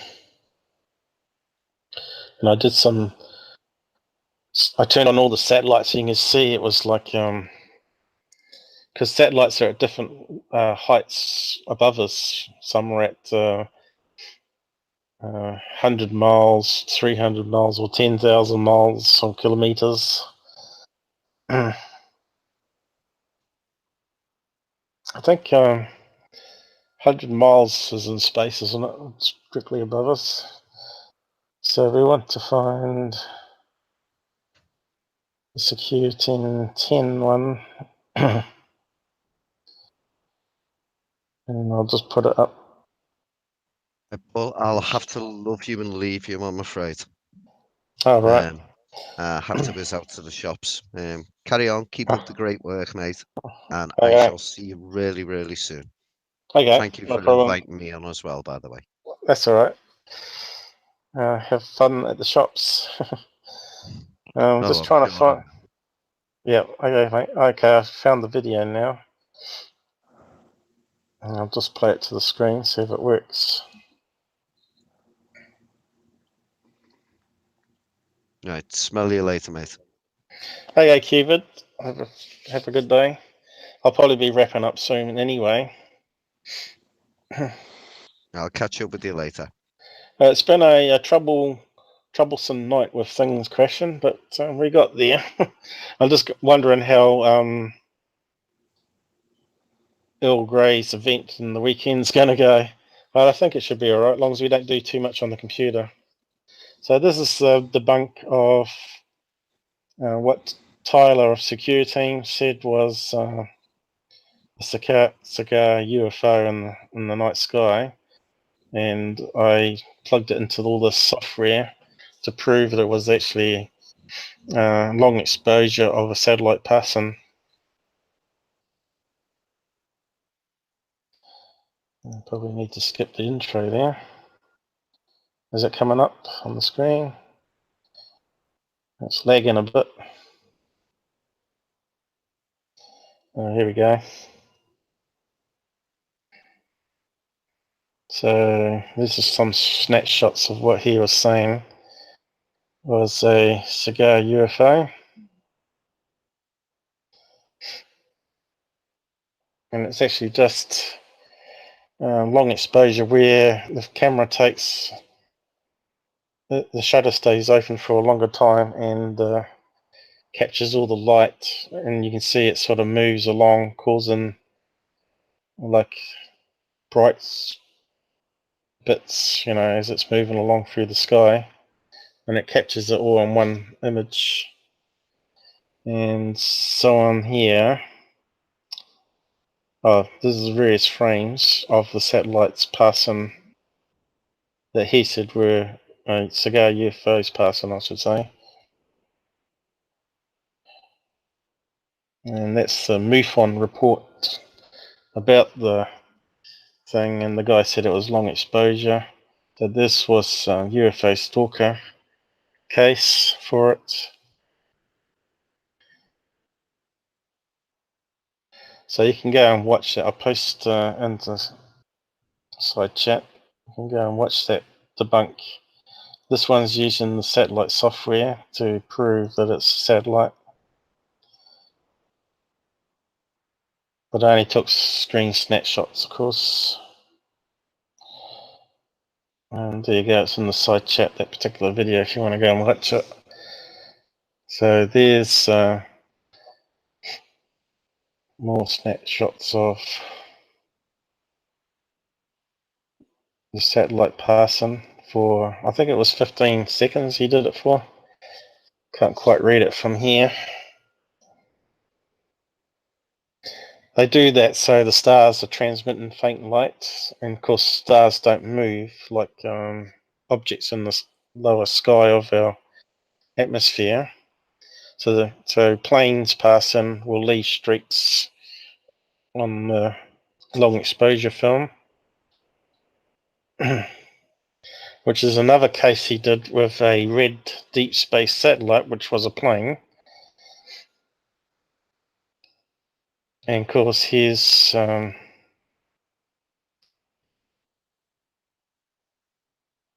talking about the region in the sky. Need to skip it forward a bit.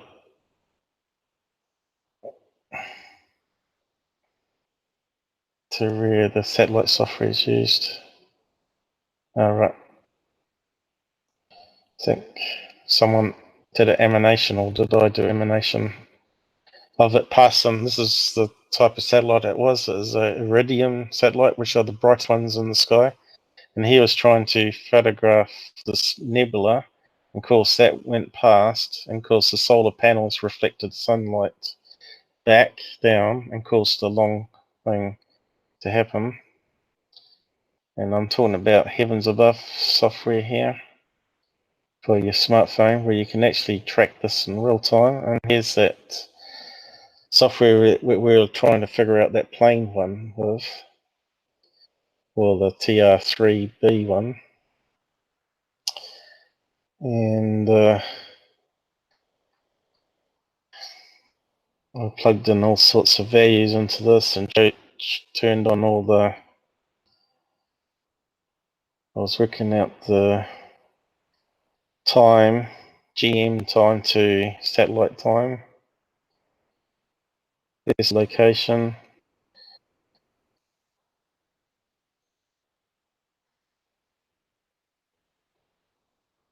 And here's the nebula that he was trying to photograph.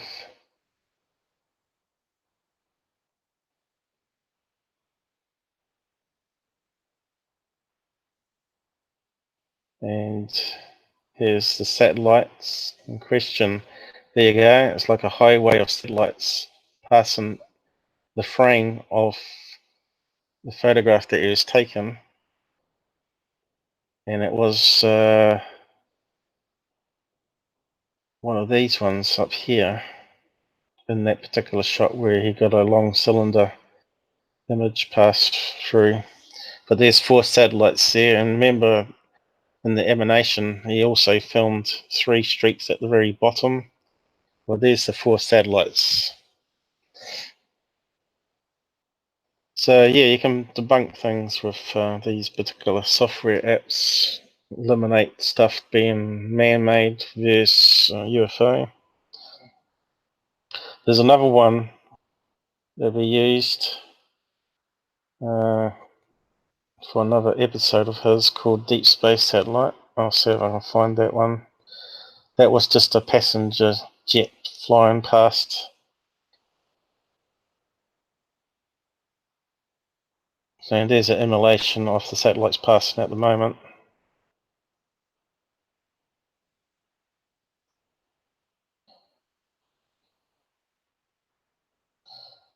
And there was another one he did recently.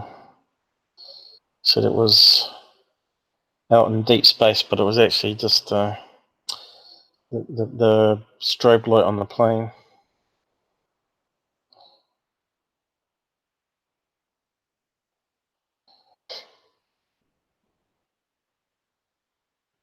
In this case, I'll post it into the chat. It's worth having a look at this one. It's a pretty good debunk using the plane finder software that I was demonstrating earlier.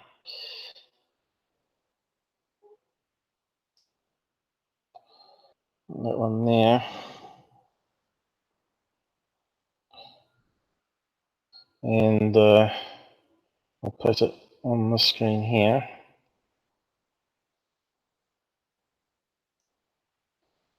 And we'll skim it. Unfortunately, it doesn't like me playing YouTube, so I stream in YouTube.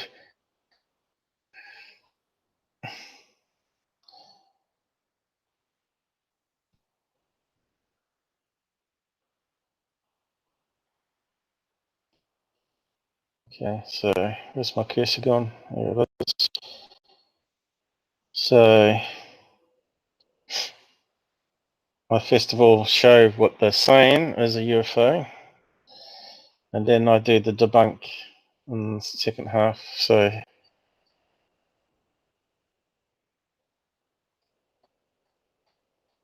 here's the UFO stalker for that particular UFO sighting that he was reporting on.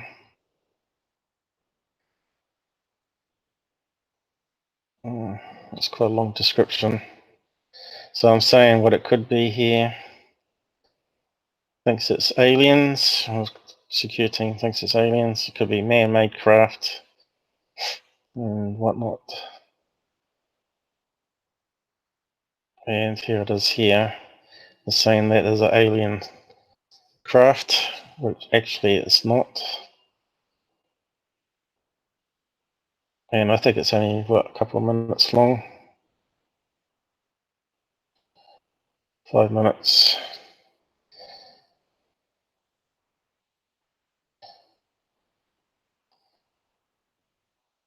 So the photograph had a UTC time, which I was talking about in that plane finder software.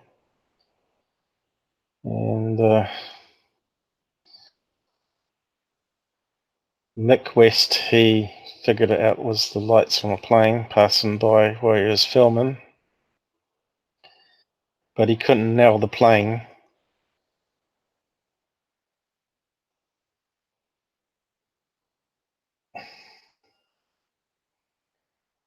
So need to get to the plane finder software here. So I nailed it to this plane here using that software that I was demonstrating earlier, passing right over where the guy was filming. Unfortunately, when the plane on this map gets to this location, it loses the signal, and this is the path that it should be heading. But that's the problem with the ID system. This software removes it off the map. So if you go to the SAC time, so I rolled back 15 minutes to find there was a plane heading towards him, and it's this particular plane here. And we can look up that plane type and find if it had the same light configuration, and of course it did have. Is it still playing? It's probably stopped. And it's this plane here, and it's got a light on the end, and it's got a red strobe light in the middle.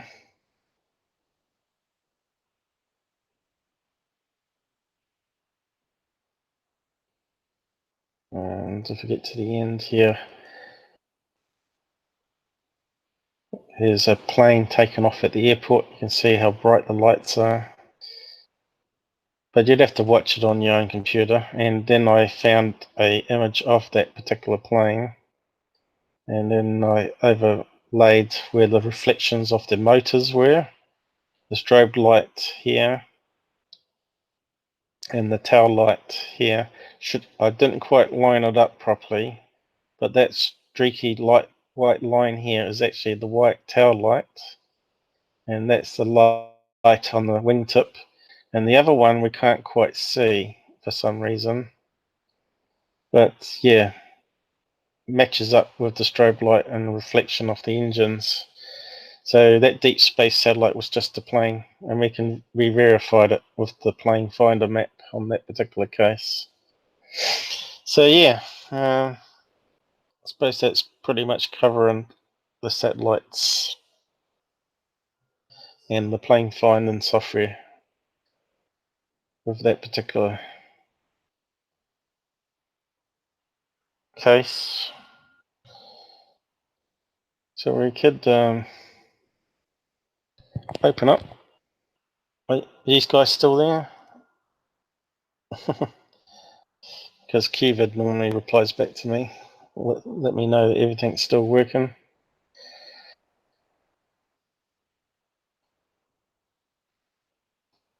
So I'll open it up to questions or anything on the side chat now. Free for all. Just shut this down here. Might speed up things a wee bit.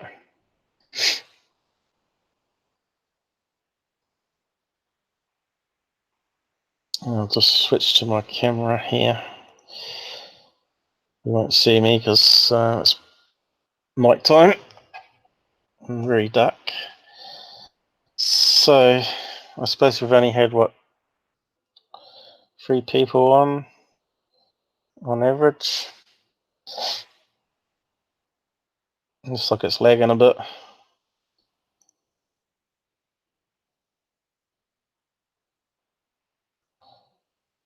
So you there still, Jax? Or did you drop off as well? How can I find out? It's just me talking to myself, by the looks of it. What else went? So anyone else want to chat? I'll post the link publicly. If you got Hangouts, you can come and chat and ask questions. I'll post it at the bottom here in the side chat.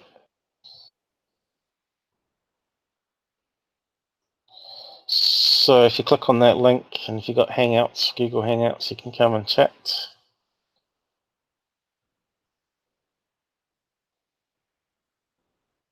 I think it's looks like it's really lagging behind here. It's like it's not 30 seconds, but it's like 5 minutes behind.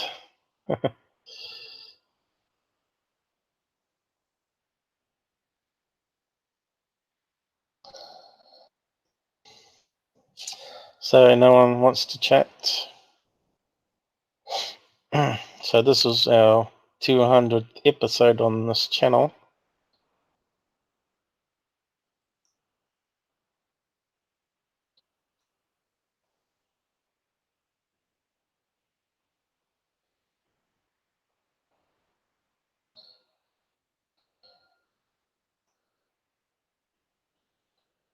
Right.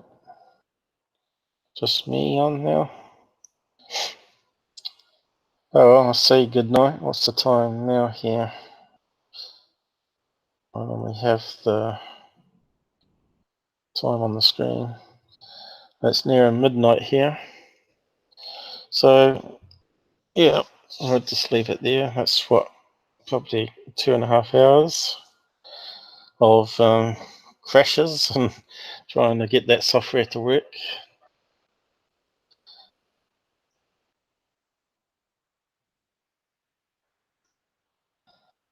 I'll cue some music and end it.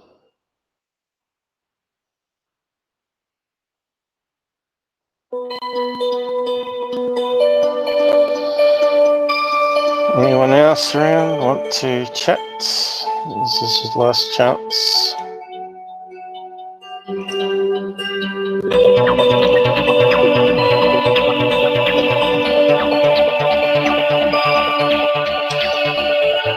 What's happening outside? Switch to the security camera. Any bug UFOs out there? Can't see much happening outside.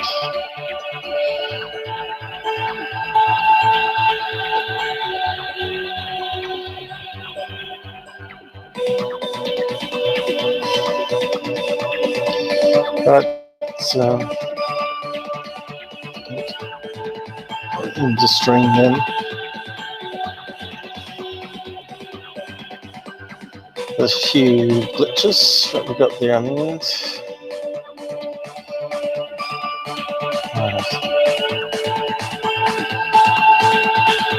Good night, everybody.